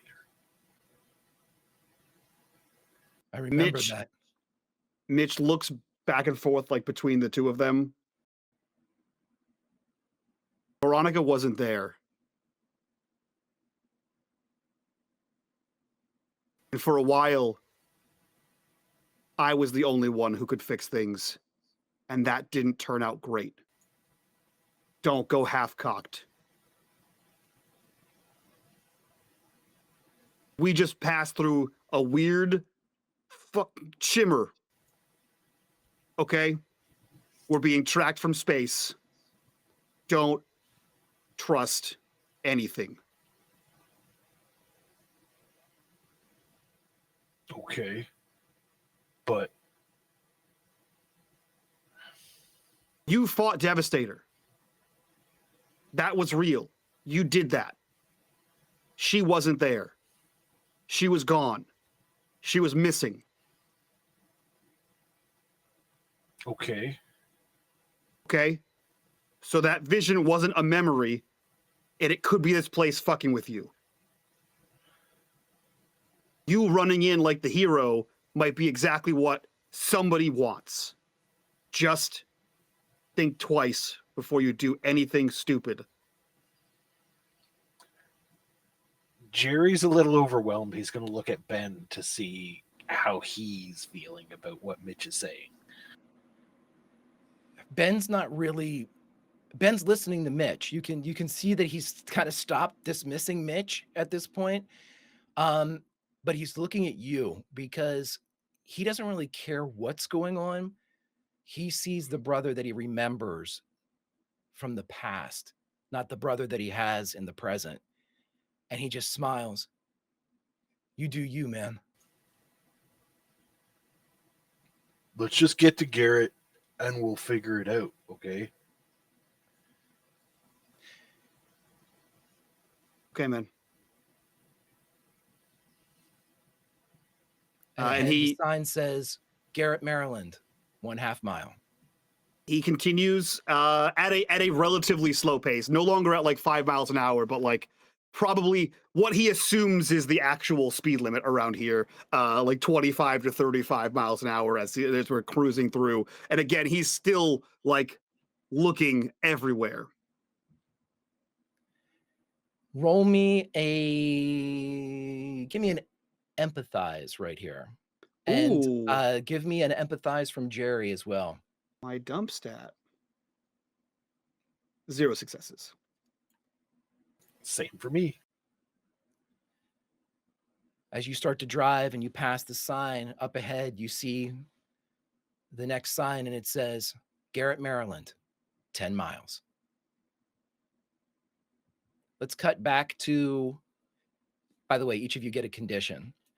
Let's cut back to our group that is heading east.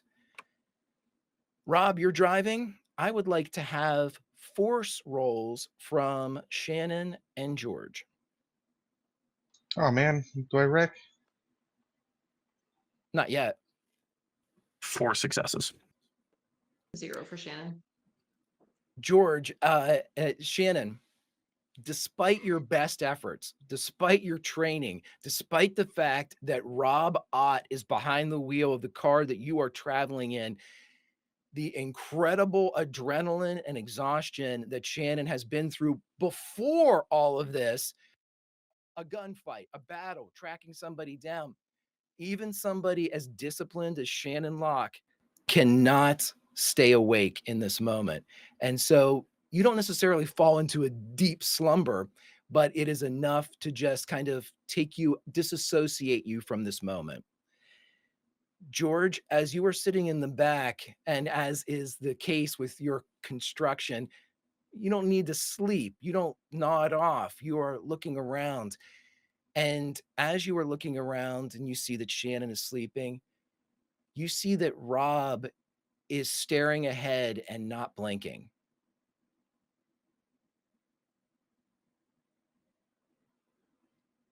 I think I take my hand from behind and just like in front of his face. Anything? Any reaction? None. He's staying on the road. He's taking rights and lefts when they're called for. The Mitchy Talkie squawks.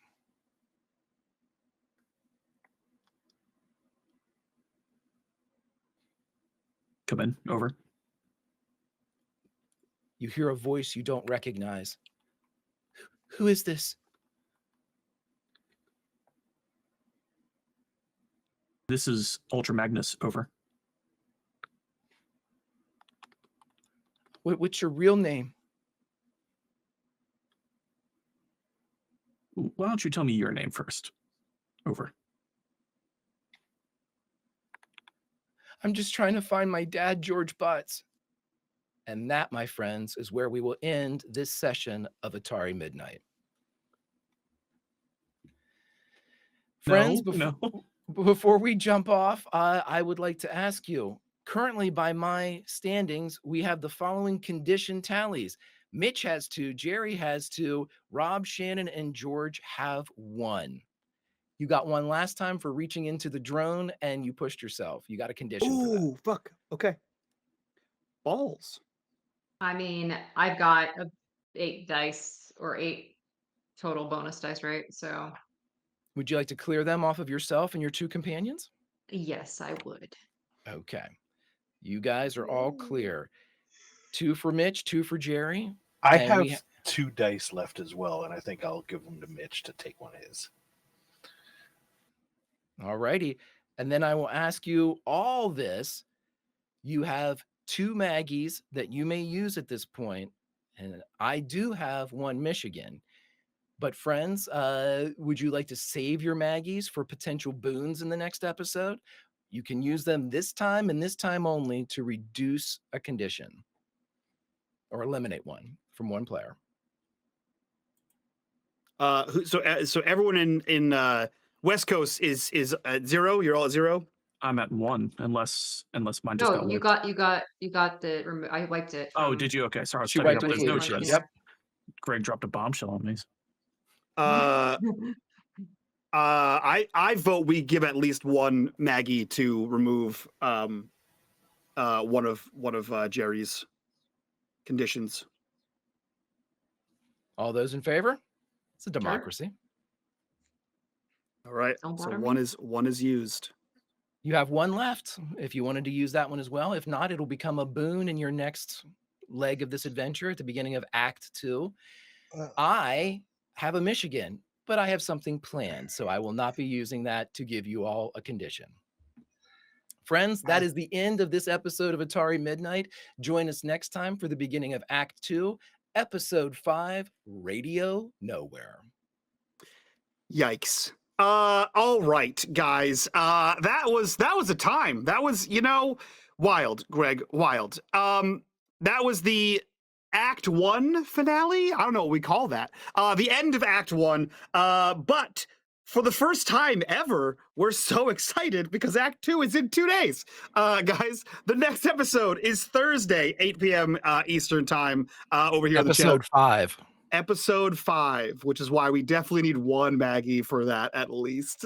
We're currently sitting halfway to another Maggie, halfway to another Michigan. I am keeping the tallies going from episode to episode. So they are, if you half fill a bar, we'll continue where it left off. But let's go around, do our introductions so we can get the hell out of here and do our after show, chit chat about this show. And if you guys want access to this after show and all the other after shows for this show and all of the other shows, come check us out over on Patreon. Link in the description down below. Join us there at the $5 tier. You get all that fun, good stuff. But let's start with the proud dad. Mike, who are you? Where can we find you on the internet, and what are you up to? I need to find Jesus, apparently. So I'm like an honest rhinoceros. Don't find me on the internet. I'm not really there. I'm only here. So just keep tuning in here for more great bobs and weaves from Greg and all the wrenches he throws at us. So, yeah. Rob without a gun. Kendall, who are you? Where can we find you? And what are you up to? Rob without a gun so far. Yeah, don't let that gun fall off your lap into the floorboard. I'm Kendall. I play Rob. Not really on the internet so much, but you can find me on the battlefield. God damn it. God damn it. Jesus, I don't even have a transition for that. Meta, who are you? Where can we find you? What are you up to? I'm Meta. I play Shannon, and I'm up to no good all the time, but not on the internet because records. We don't want that. Yeah, that's it. That's all I got. Perfect. And the new hero of Garrett, Bitters, who are you? Where can we find you? And what are you up to? I'm Mr. Bitters. Like everybody else, I don't do anything but play this here. So come back, check our schedule, and come back and see me here. Hell yeah. And last but not least, Greg, our wonderful DM, who are you? Where can we find you? What, my friend, are you up to? Hi, everybody. I'm Greg. I'm Warp Reactor over on YouTube. If you ever fancy yourself in need of a sci-fi reaction and you want to hang out with a schmuck like me, hey, that's where you can find me. Otherwise, make sure you're here on Thursday as we begin Act 2, and then pick up our normal schedule for a little bit as far as Thursdays. And I can guarantee you this, in Act 2, we will get to Garrett. I don't like how you hesitated there. Yeah. That was suspicious, Greg. Everything about that was suspicious. All right. That's it for us. Thank you so much for hanging out with us. Thank you so much for the bars almost filled here. But that's it. We're gonna get out of here, do the after show. If you want to see that again, go join us on Patreon. While you're down there, click on that link, join us in the Discord, be a part of the community, be a part of the conversation. That's it from us. We'll see you guys next time, Thursday. So from all of us to you guys, bye.